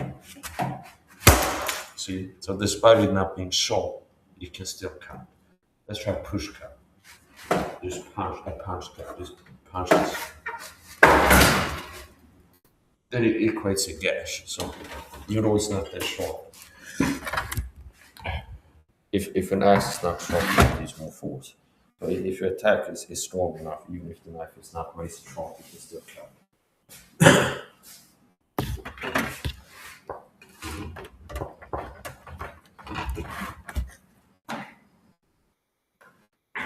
And today, since I'm wearing sweatpants, I do feel like getting dressed like a normal. I improvised like a carry method for this, where I got a belt, which I used for a stretching device before. I used zip ties. One zip tie horizontal, one zip tie vertical. And got the belt in there. And I tied the belt around my waist like this. And I can carry like this and with the sweatpants. These sweatpants don't have a string anymore. They did when I bought them. So if I would put something here in my pocket, the pants would come down. Eventually I'll be walking around with the pants at my knees. Okay. So I figured out a good way to carry this even with sweatpants. So it might be time to invest in some new knives. This one, the tip has chipped off. Okay, and I don't. That's not making me say that the concept is bad, but it did chip off. I can still see it's still functional, meaning stabbing it into a board is still going to penetrate. Now it's going to be a little bit less good at penetrating due to the tipping chipped off. See, so it's a little bit flat at the tip, which I don't feel like the part is bad. If I buy a new knife, I might buy another one like this. So with this, I've been doing things like this, and then wiggling it and stuff. I've used it as a tool, a drill. I need to make a hole or something like this, stab it in there, and then do this. Okay, so I've used it more as a tool knife than for martial arts training, I would say. Well, I use it for martial arts training more, but I've subjected to some intense use, stabbing stuff and using it as a drill, drilling in stuff and using it, stabbing into stuff and wiggling it. So after intense use, I noticed that the tip has come off. I've stabbed tires with this. I think I've stabbed into metal with it. So it took quite a lot for the tip to snap off. It's still functional as a stabbing weapon. Now, just look at it, I can tell that what I could do is I could use my files and make the edge thinner again. But it's still thin enough. It's kind of simple as a test for knife sharpness, this wood table. Meaning, if I'm like scratching my head, could I still stab with this? Like, could this still be used as a weapon?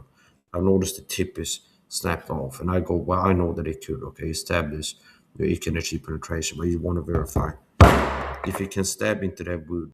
Obviously, the human body is softer than this wood here.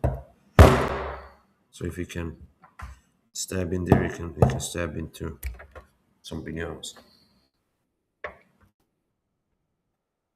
So actually, let's make another test. Knife test. I go live, motherfucker. We'll do live, motherfucker.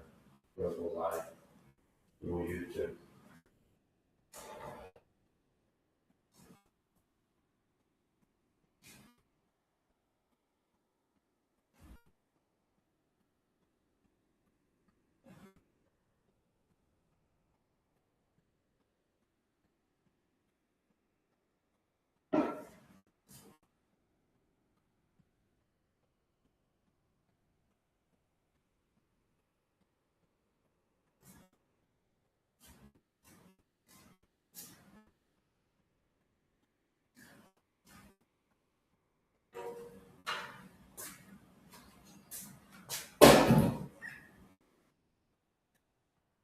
And then live. So I have another live stream going, and I decided to live my phone to easier to do this type of content. So this is my posted mini lead neck, and I noticed that the tip has been somewhat flattened. And I don't have any real complaints about the product because I've subjected it to intense use, kind of like you would for a torture test video or something. I stab wood with it, I've stabbed tires with it, I've used it as a tool, like a drill bit, where I've drilled with it and things like this. And after intense use, I can see the tip is somewhat flattened.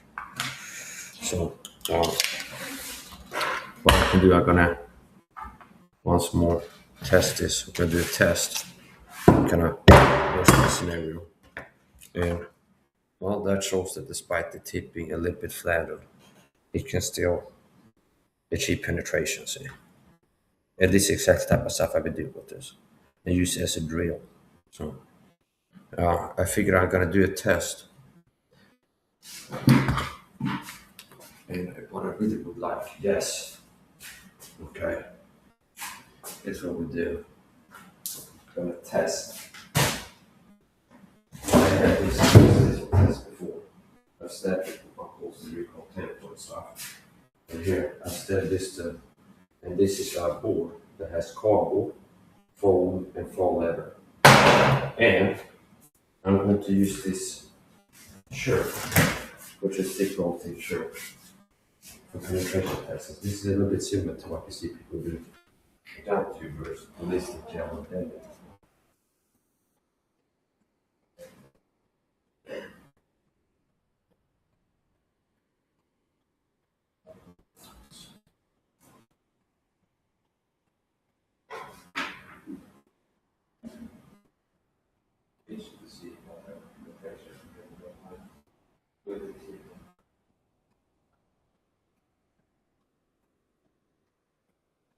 This is a little bit, like I said,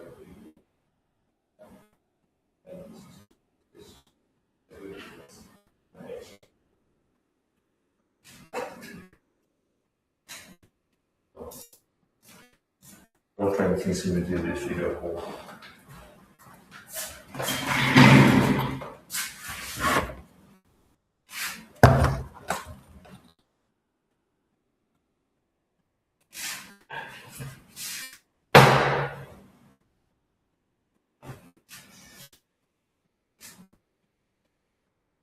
And we'll type both layers.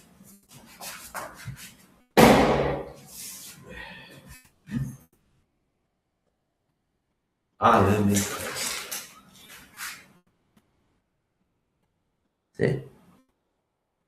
So despite the tips, so notice how I put my say to you. So in the beginning of my other live stream, I said, well, I noticed my constant leather neck, the tip has snapped off. And I don't have any complaints because I've subjected it to like crazy use. I've stabbed wood with it repeatedly, wiggle it, used it as a real big real stuff. I've used it for all kinds of stuff and had it for more than 6 months and using it a lot, and then I go theory because I know, and I go, it could still be used to stab water. And now I'm testing it, and it looks like what my intuitive perception, you could still stab with it, was right. Say. So here you go. So I got through both layers of this shirt.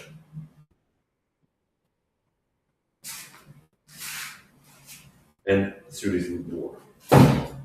That gives me some confidence. That it's like, if I'm lazy, it's like I have this in the sheet. It can still be used as a weapon. Now, if I want to, I can sharpen it and get it back to being more thin, which I might actually do.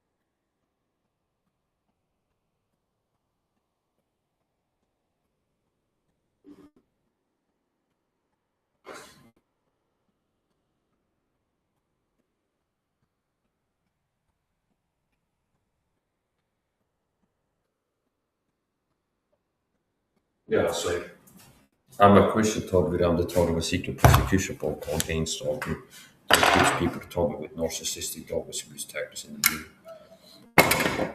Also, bring his army with weapons, chemical warfare, spacing with chemicals. I've been food poisoned. I've been told in a variety of ways.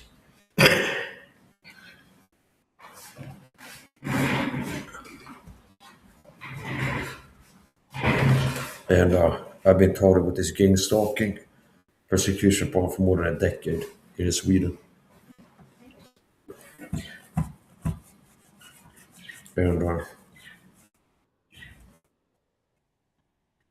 I really hate what's happening to me. It's a bad verse about love keeps no record of wrongs or something like this. The founding fathers had a list of grievances to be redressed by the British. They kept the score of what's been done to them. So um, I remember what's been done to me. And uh, one of the benefits that I can make videos teaching was a talk just had, if I just been taught for a year, I might have had that much experience with the program and be able to teach people what's happening to you about everything that's been going on all these years.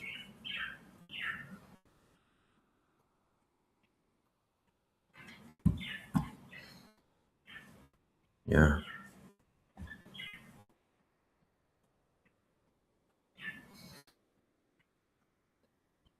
They're going to give them their name. That'd be the worst thing you could do is give your name to somebody like that. But where is it going? There's got to be the chink in the armor. There's got to be some way to get the word out about this. Because those people out there that are stalking on the street, they're not only stalking real potential criminals. They're stalking people for revenge. You know, you annoyed me. I'm a important person, a politician. I'm the fire department, or you know, I work with the cops or what have you, or my brother is in this secret society or what have you. That you know, it's not just about lawbreakers. And they're using the same resources for the lawbreakers as for harassment, for getting even. They're harassing people, and they want them to know they're being harassed, and they don't want the people around them to see it. They want it to be invisible to everybody else. They'll talk. It's called directed conversation. They'll talk about things that you know what they're talking about, but the person nobody else will know, but you'll know they're effing with you. Now, have you ever heard of the term called swatting? SWATING. You know, I heard about that the other day. Help me out a little bit. What does that mean? Yeah, I'm typing it up on my computer. Basically, roughly, it means if a person doesn't like you, they'll call the police department and say, Vancouver just murdered somebody, and he's screaming Heil Hitler, and he's and he has blood so they're calling the what do you call it? The police, the SWAT unit. That's what they call it, swatting. And you'll be. I had never heard that term before you brought it up the other night. Swatting, where they call the SWAT, the police SWAT on you to F with you. Yes, and you'll be none of these, and you'll be sitting back there watching American Idol, eating popcorn. You'll be none of these, and all of a sudden, bang! The SWAT team comes in through your door, and you make a wrong move, and Clyde with the MP5 blows you away, and he says, "Oop, oop." Yeah, I have heard that. I have heard that term. You know, that's one thing that they do. They use legitimate resources on you. Yeah. It's totally amazing. I found it right here. Swatting pranks starting around 2002 increased in the use of internet technology to carry telephone traffic, created a new practice selling public safety. And there's a one on conservative bloggers, and this is being aimed at conservatives, like anybody that really goes against the grain. And it says right here, Fox News, right here. But this is about gang stalking. But this is part of it. I found it right here. It's so great what you can do on the internet. Conservative bloggers taking precautions over swatting attacks. Conservative bloggers are on heightened alert following a string of so-called swatting incidents and are taking precautionary measures to ensure they don't fall victim to potentially dangerous potential. Yeah, well, if there's a way to harass somebody, that's what this program is about. That's what it's all about. Swatting is probably just another new term. Another one, what the heck is... I'll define it. I found it right here. Fall victim to the dangerous prank as the political blogosphere prepares for the heated election season. Swatting refers to a hoax in which an That's all right. We're on an interview here, though. That's all right. Yeah, in which an anonymous prankster falsely reports a violent crime and an unsuspecting person's home, prompting a police team to respond to the location, believing a dangerous situation is at hand. Okay. Can we get the short version? Okay, let's keep this thing going here. I'm sorry, Jeff. I'll do that. Right here. Do you think they will? Do you think they, meaning the government, the police, stuff like that, will arrest PIs in this police state, or just plain kill them? I don't know. I don't know if there's going to be a police. I think we're getting there. I don't know. And then I don't think that. I don't know. I haven't got a thought on that. And then right here. Like a purge of PIs, then let the rest of the average. I goofed. Basically, this has happened in history. Hitler's Germany, or Stalin's Russia, or the Dark Ages under the Catholic Church, and because Stalin had his purges, he purged his internal cabinet several times, even his leaders, and so forth. And this will go public, I believe, and basically this will be the signal for every sheeple to toe the line. Well, here's what I think. I think we have an opportunity. It hasn't happened yet, and I think we have an opportunity to get the word out about organized stalking. I think if most people knew that they were being gamed, that they were being told lies and exaggerations to perp and to harass people, I think if most people knew that, they probably they wouldn't participate. You know that, and so we have an opportunity right now. In June of 2012, we have this opportunity to get the word out about this issue of organized stalking, and that these guys, you know, that it's not. They're saying you're a bad person, that people should you know, participate in the perping of this person. He needs street justice. Yeah. You know, and that's what they're saying. But they're doing it to get even. They're doing it to get that person's assets, what have you. It's illegitimate. Oh yeah. Just like the state wants a farm to run a highway through public domain, and so forth. And I found another thing I put in the chat room, which is it talks about do you think the concept of perping will be fully public? In other words, if it's fully out in the open, and the chilling effect, or the chill effect I put in, will be people saying, I cannot give my opinion because it will ruin me. Plus the sheep will say, everything is fine, the president is good, you must leave. I do not want to be stalked and then taken to a camp. I'll add concentration camp. So yeah, I don't know if that's gonna happen or not. I just it's totally illegitimate. When it happened, when it started you know, when my relationship started going downhill in 2005, when I started having to move many times in my RV that I was living at the time, like every 6 or 8 months, something would happen. When I finally, I can't prove it, and I don't want to get into the laundry list of things that went wrong with the RV, but lots of things went wrong with the RV, and I literally had to get rid of it and move back into an apartment. And when those things started to happen, I didn't get it. I never got it until 2010. I finally realized, and then you know what? Then the harassment increased. As soon as you discover that there's this issue called gang stalking or organized stalking or mobbing, as soon as you discover that that's not coincidence and that it's not you, it's a protocol that's being used against you.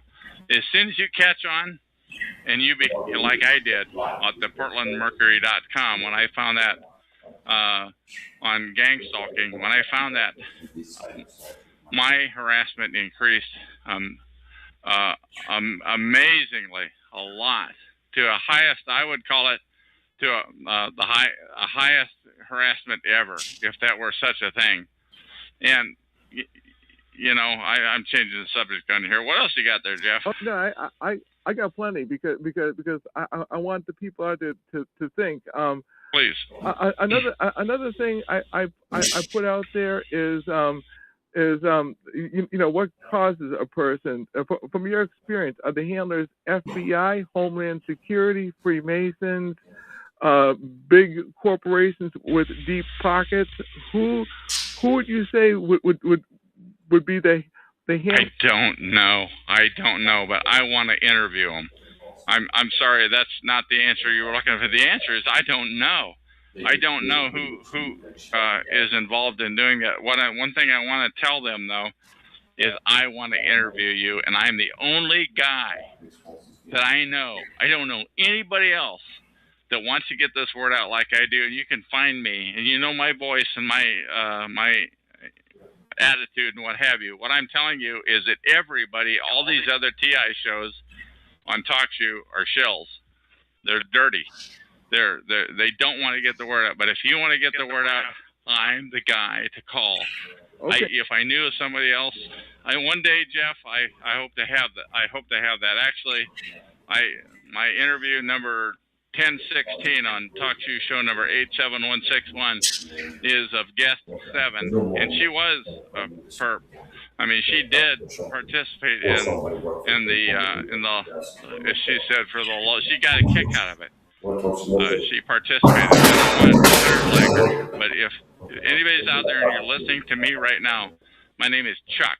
The Talk Show is 120-297. Give me a call anytime. Don't tell anybody that you're going to call, by the way. Do not key it into an email or anything. Don't mention it to your dog. Nobody. It's just you, yourself. You call that number 724-444-7444.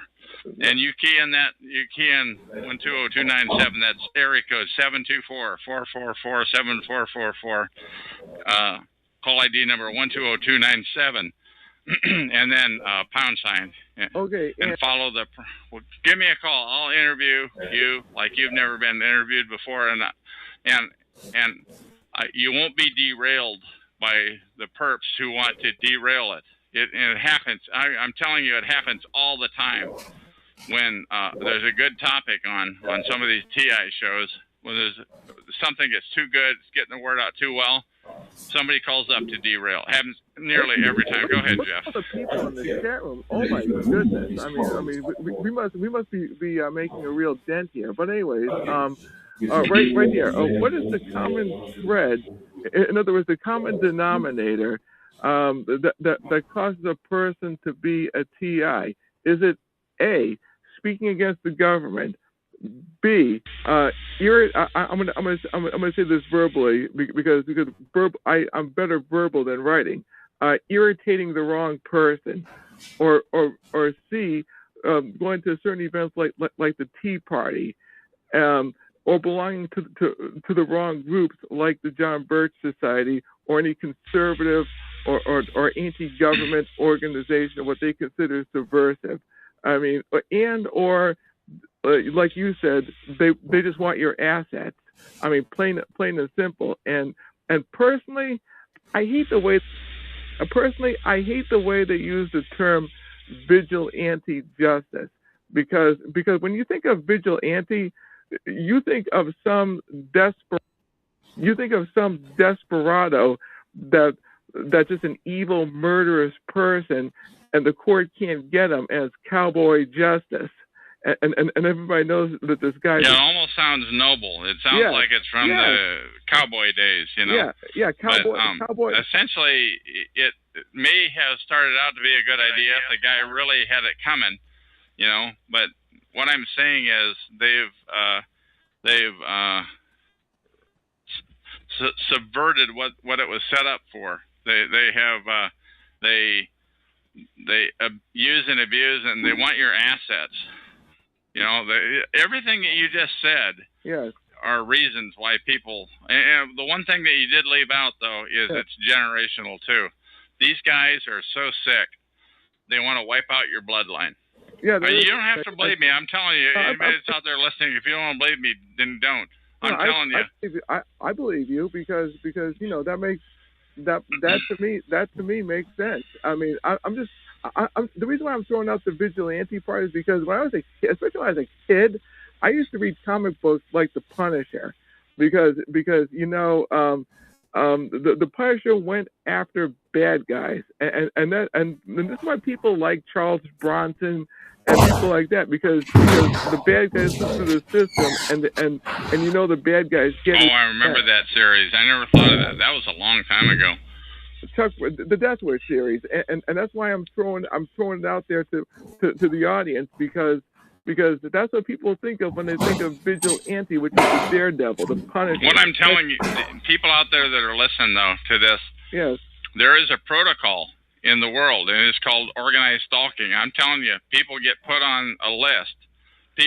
Some people may deserve it because they were in prison or because they made threats about national security or what have you. But some people are put on the list out of revenge, and they don't get a trial. They just get put on a list, and they're screwed with by the same resources. And if you participate, if you're one of the neighbors down the hallway that participates against, if you're the one whose phone rings and says, okay, walk out, same time entry and exit is what it's called, walk out, just to harass the person. And to the point where the last place I lived, like literally every time, I don't care what time of day or night it was, every time I walked out and came in, there'd be somebody out there that primarily came out of about 4 units, by the way. Now, and when you participate in that, that's not to say that it's legitimate. Now, you may hear a story. They may show you a picture. Look at here, and he's a pedophile. They love to call everybody pedophiles. So I hear. I don't know what they're saying about me. They don't want you to know. And not only that, but if you are a neighbor down the hallway, or if you are in the block watch, the first thing they're going to tell you is, now don't talk to him. Don't compare notes, because if he hears that they called him a pedophile, he can say, that's not true. I'm not. Exactly. Well, wait, no, because I like when I do even when I do an interview, I love getting into history. Back in medieval England, there was a group of people, and it's called the Star Chamber, and basically it was extrajudicial justice. You know, that's roughly because I want to keep the flow of this show going, not to bore people. Sure. But basically, look it up on Wikipedia, the Star Chamber, not the movie with Michael Douglas, though that's pretty good, and you see a modern version of the Star Chamber, but the ancient version of the Star Chamber, they basically just killed you or did some kind of extrajudicial justice, and that was the end of you. And it started, and it was the Star Chamber was an English. But what we have today is mobbing and stalking and harassment. Yeah, it's totally amazing. That said, at the Royal Palace of Westminster until 1641, it was made up of privy councillors as well as common law judges, and supplemented the activities of the common law and equity courts in both civil and criminal matters. The court was set up to ensure fair enforcement of the laws against prominent people so powerful that the ordinary courts could never convict. And that all sounds good. And that all sounds fine and dandy. But in this case, they don't even tell the person being harassed. They don't even tell them that they were that they had their trial. They weren't invited. You don't know that it was a fair trial. How are you going to have a fair trial when all they want is your assets, or because they want to get even with you because you did the American thing? You spoke out about an injustice, but that got you listed. That got you harassed for the rest of your life, and possibly your family too. Oh yeah, that's pretty rotten, and they didn't give you a trial for that. Well, this is where the kicker is. There's what's called the kicker, which wraps it all up. I'm seeing what I said as the kicker. Court sessions were held in secret with no indictment, no right to appeal, no juries, no witnesses. Evidence was presented in writing. Over time, it evolved into a political weapon, a symbol of misuse and abuse of power by the English monarchy and the court. And what term is that on? Is that on Wikipedia? What was that under, please? Yeah, Wikipedia. Just under what term did they search to find that, please? The Star Chamber. That's all. Star Chamber. Okay. Yeah. No, I have not heard. Thank you. Yeah, you're welcome. Now, as I was saying before, let's see. The purpose was made public. Basically. When it comes to extrajudicial justice and so forth, about speaking, you know what? The person could be killing a patriot like myself, who would do no harm, who's not a security, and so forth. And this is what I'd be thinking of if I was a perp, which is am I harming a fellow patriot? Am I harming an otherwise good person? I mean, because you see all these prominent people dropping dead like flies, like Andrew Breitbart and other people. There's a patriot named Chapman. I forgot his first name. I think his name is Robert Chapman, and other people like that. I mean, patriots are just dropping dead like flies. And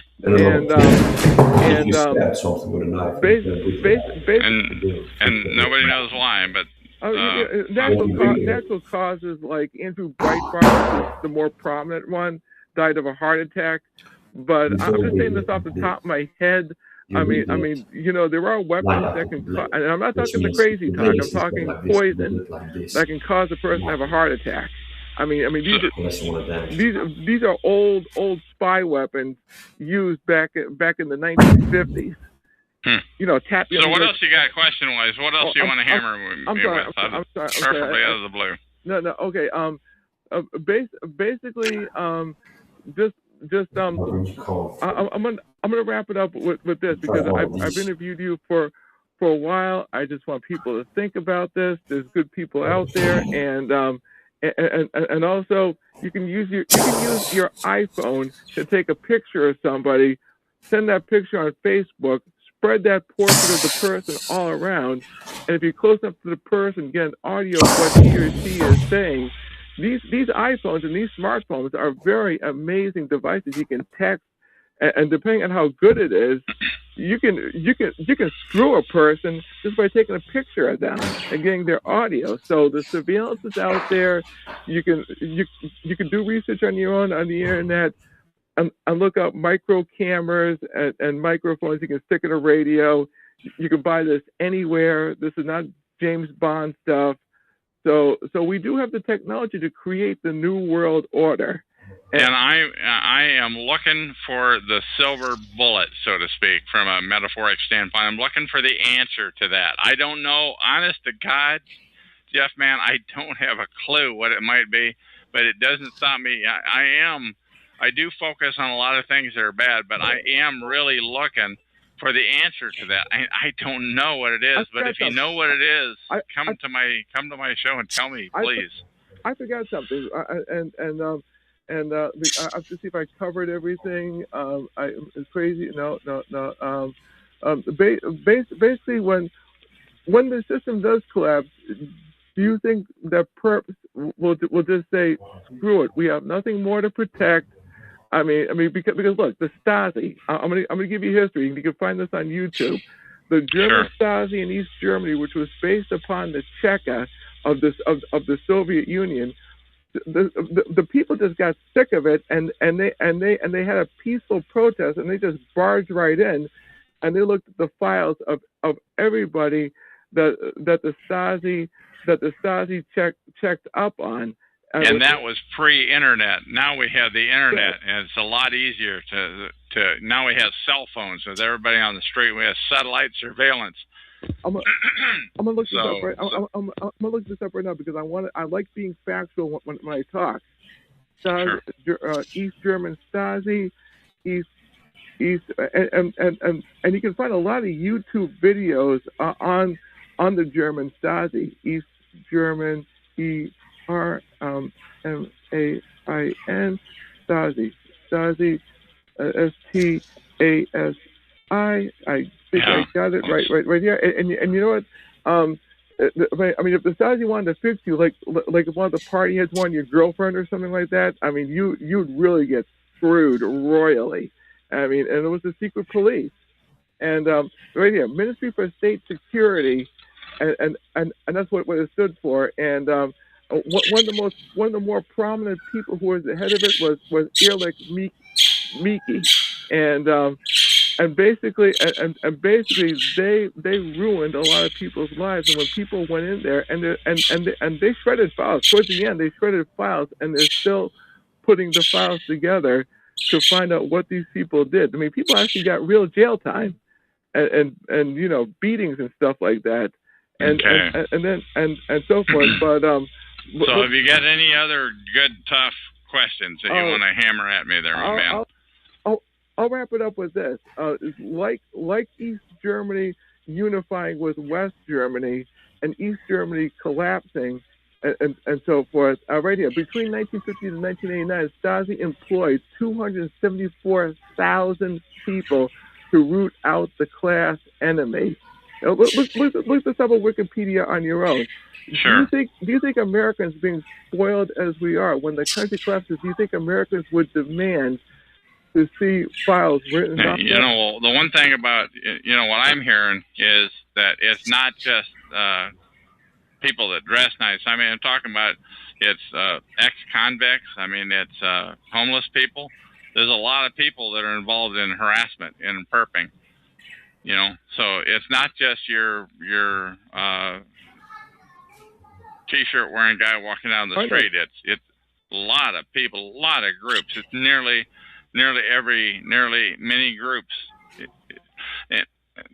I found this right here. Stasi informers by 1995, 174,000 have been identified, which is approximated 2.5 of East Germany's population between the ages of 18 and 60. This is some pretty good stuff. And there were Stasi informers and so forth. It'll actually blow your mind. And you know, another thing that's akin to that is, you know, Martin Luther King, one of the greatest Americans that ever lived. People were perping him back in the 60s. You know, this was, you know, and supposedly they phased it out. It was called COINTELPRO, and supposedly, but they didn't phase it out. They just renamed it, and they're still doing it. Well, it's bigger. It's more sophisticated. You just put a memory in me. Sure. There's Operation Phoenix back in the Vietnam War, and their purpose was to root out the Viet Cong through an assassination program. And there was and you're right, COINTELPRO. And you know, Martin Luther King got assassinated too, by the way. Yeah, that's right. Along with Malcolm X. And by a lot of his you know, people that would have claimed to be patriots, by a lot of people who were of his own race, mobbed him and harassed him. Essentially, did what's happening to targeted individuals today. He was a great man, and yet look what happened to him. And I'm saying this roughly. You also have patriots like Douglas MacArthur and people like that who died suspiciously. You know. In other words, anybody that speaks out against the government of any shape, way, or form, even if you're super high level up, they make you look like a nut, like Joseph McCarthy. So it doesn't matter whether you're on the left or whether you're on the right. I have to be on the Christian conservative side, but they just want people to shut up, watch football, drink the beer, you know, and just do as they're told and say everything is okay. And if you don't, they mob you. And the people that are in the mobs, the people that are participating, do not know why they're there. They don't. They may hear the story for some justification, but like I said, we'll say it one more time. Once you are involved in perping somebody, and that person offs themselves or dies suspiciously, you can fairly well assume that you were in on that and you participated in the conspiracy to kill, which makes you a killer. If you are a gang stalker, if you're a mobber, you're a killer. Think about it. Oh yeah, yes, and also too, what was I about to say? Also too, I mean, I'm not going to die of suicide. I'm not the suicidal. Me neither. I'm not ever either. So just to say that on the record, Rick Wiles, who coined the term Arkancide, which means it's murder that looks like a suicide, and you use the term which I got a kick out of called Arkancide. Think about that one. This interview is being wrapped up. It's been roughly an hour, a little over an hour. So do with it as you wish. I hope I. This is interview number 3005, by the way, on TalkShoe.com. Show number. Oh goodness, I can't remember my show number. For crying out loud. 120297. TalkShoe.com, show number 120297, interview number 3005. Jeff, thanks for coming on. The best kind of the interview in my mind is one with no script. I did get like half the questions you typed into the chat room. The rest of them I got blindsided on, and that's the best kind in my mind. Yeah, it wasn't scripted. I just played it. I played it by ear. I don't script anything. I have a basic outline in my mind, and I just go with it. And anyways, I'll let you go. Have a good night. Okay, and that is the end of this interview. Thank you for coming.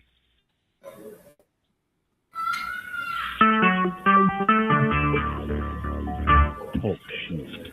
Recorded live. Hello, my name is Chuck, nickname Van of Vancouver, Washington, USA. Welcome to TalkShoe.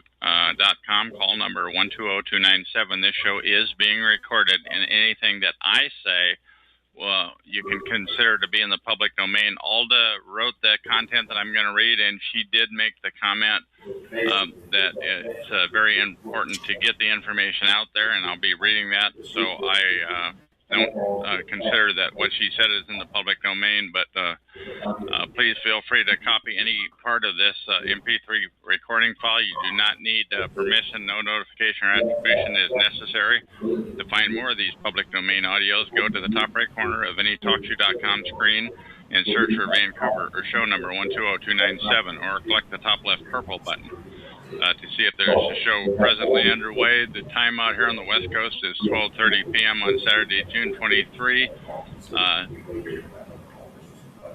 2012. The page that I'm going to be reading is on http://sites.google.com/site/targeted stalked terrorized. Once again, I'll repeat that, http://sites.google.com/site/targeted stalked terrorized. It's entitled, "Are You the Victim or Potential Participant in Domestic Terrorism by State and Corporate Sponsored Tactics?" Subnote has, this site is not complete, still being updated daily, but getting the information out there, she says, is more important than waiting for perfection.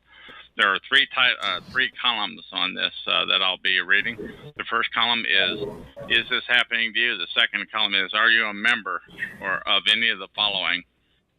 And the third column is, are you being pressured to? So I'm going to read the first column. Is this happening to you? Were neighbors, friends, coworkers, management, law enforcement, strangers, and or retail personnel, you receive unexpected, abrupt rudeness and or suspicious mistrust of you.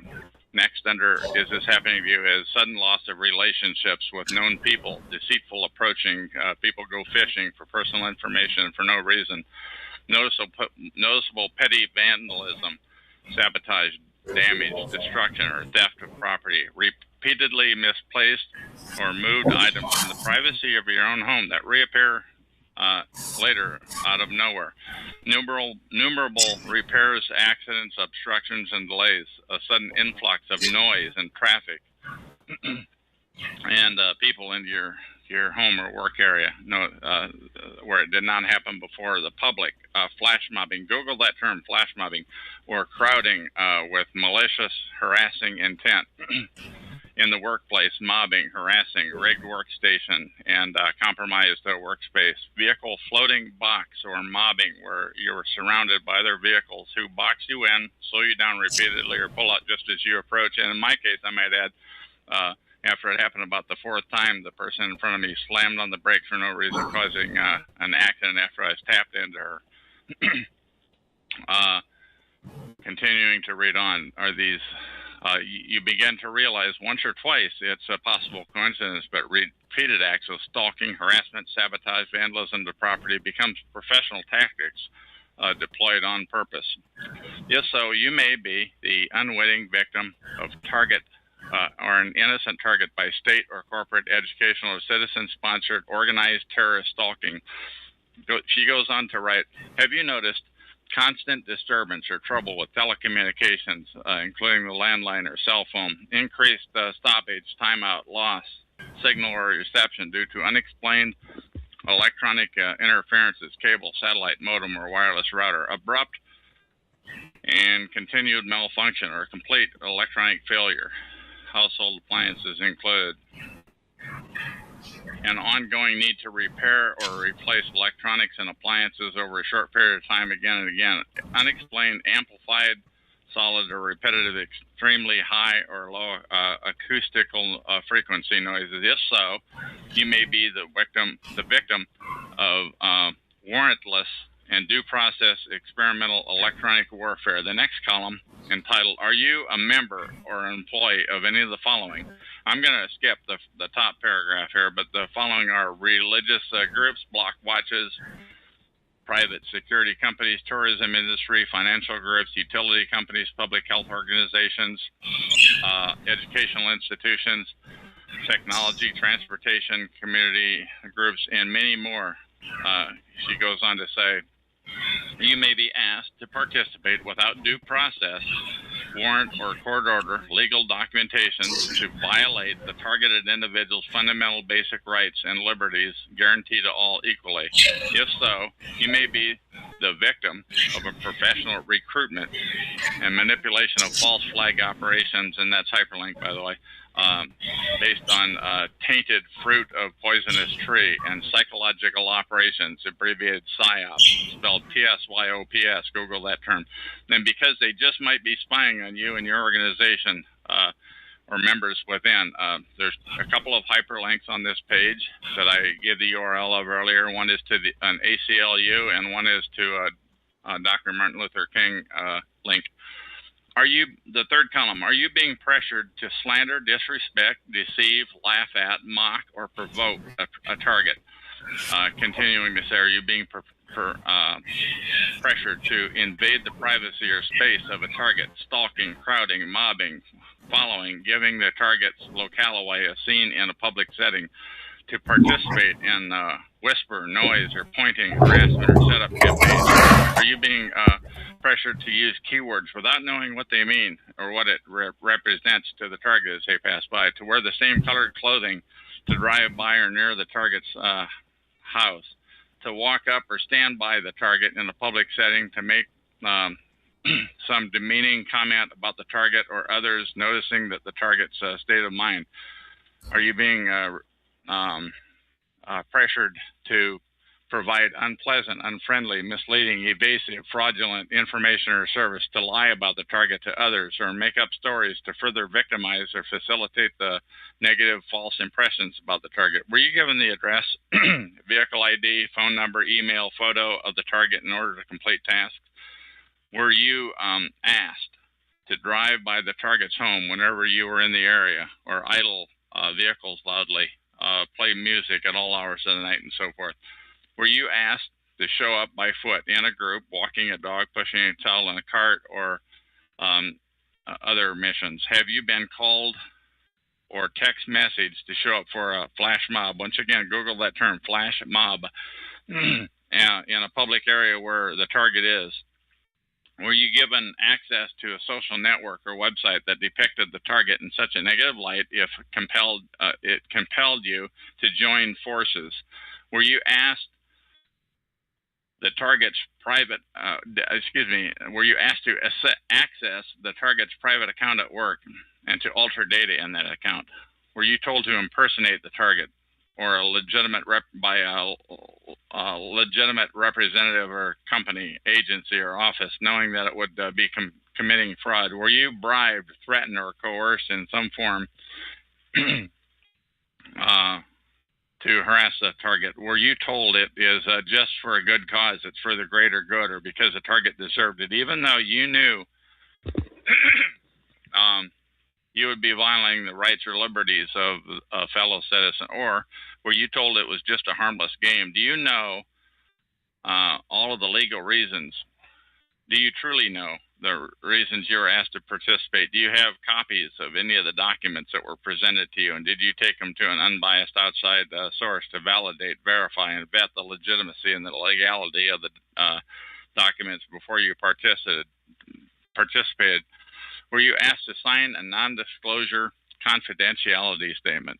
Were you told all of this is a secret? And if so, you may be the victim of recruitment by state or corporate, educational, citizen-sponsored, organized terrorist. And that is the end of this recording.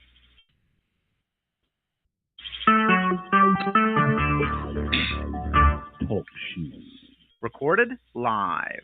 Hello, my name is Chuck. My nickname is Van of Vancouver, Washington, USA. Welcome to Talk Shoe call number 120297. This call is being recorded, and anything said on this call will go into the public domain. Thus, everyone is entitled and encouraged to copy and republish any part of this MP3 recording file. You do not need any permission. No notification or attribution is necessary. To find more of these public domain audios, go to the top right of any TalkShoe.com screen and search for Vancouver or 120297, or click the purple top left live now button to see if the show is underway. The time out here on the west coast of the U.S. is 10:30 p.m.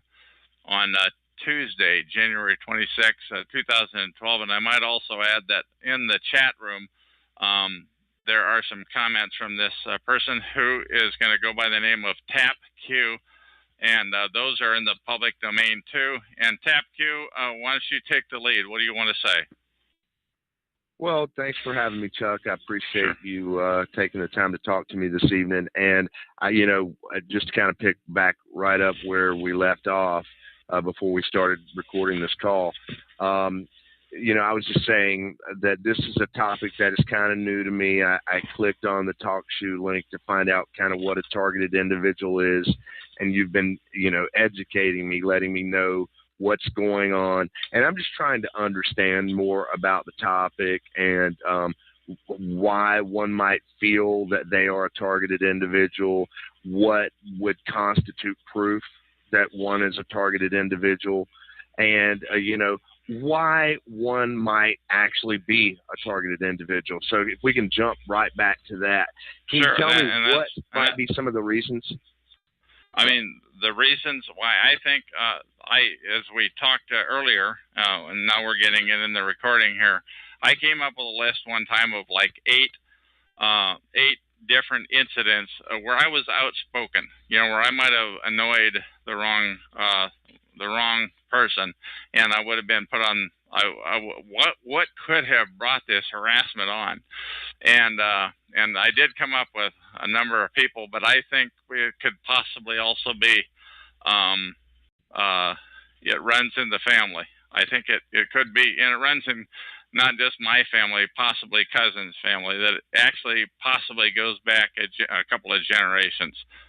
That's what I have to say. I the can't sins prove of the it. father, so to speak. The sins of the grandfather, potentially. Okay. You don't know. You don't know. You're not, like I said earlier, you're not going to get a registered letter that says, "Dear Chuck, from now on you're going to be, you're going to be harassed." You're just not going to. It doesn't work that way. You just one day the wrath of God comes down on you and you start getting harassed. What else do you have to?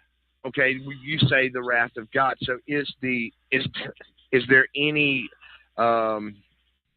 are there levels to the degree of harassment that a targeted individual might experience, and is there any direct correlation with the degree that the person that's doing the targeting may have been wronged by said individual? You know what I mean?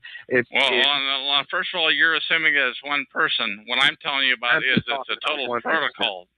That it's a total protocol that it follows you across the river, across state lines, to different cities.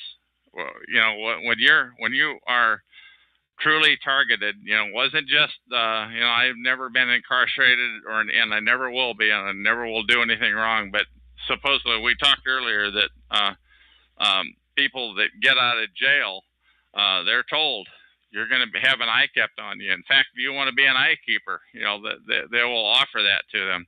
But people that are TIs, that are targeted individuals, they don't get that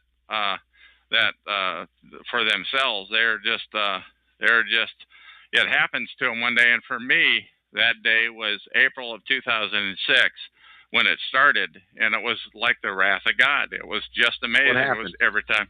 Go ahead. What happened? Oh, it was every time I went to the store and was trying to take a part. And I'm talking about every time I went to the store. I'm talking about like 8, 10, 12 times. I don't know, a number of times in a row, people would swipe the parking spot in front of you. So it wasn't just one isolated incident and people walking out in front of a pole. And just as you're ready to walk in the store, somebody would walk out in front of a pole. As you're walking down the aisle, they study you. Was it one particular day, or was it the entire month? I mean, you say April. I'm saying it was like I can't even remember. It was like that was just one example was in the store. But let me continue with the store because I want to get this on the recording. When I'm walking down the aisle, there'd be some little old lady reading a label on a can and pushing her cart right in front of you. And I'm not talking about one time. I talk about every time you go to the store. You get this one product off the shelf, and there's somebody right there, and you don't think about it until they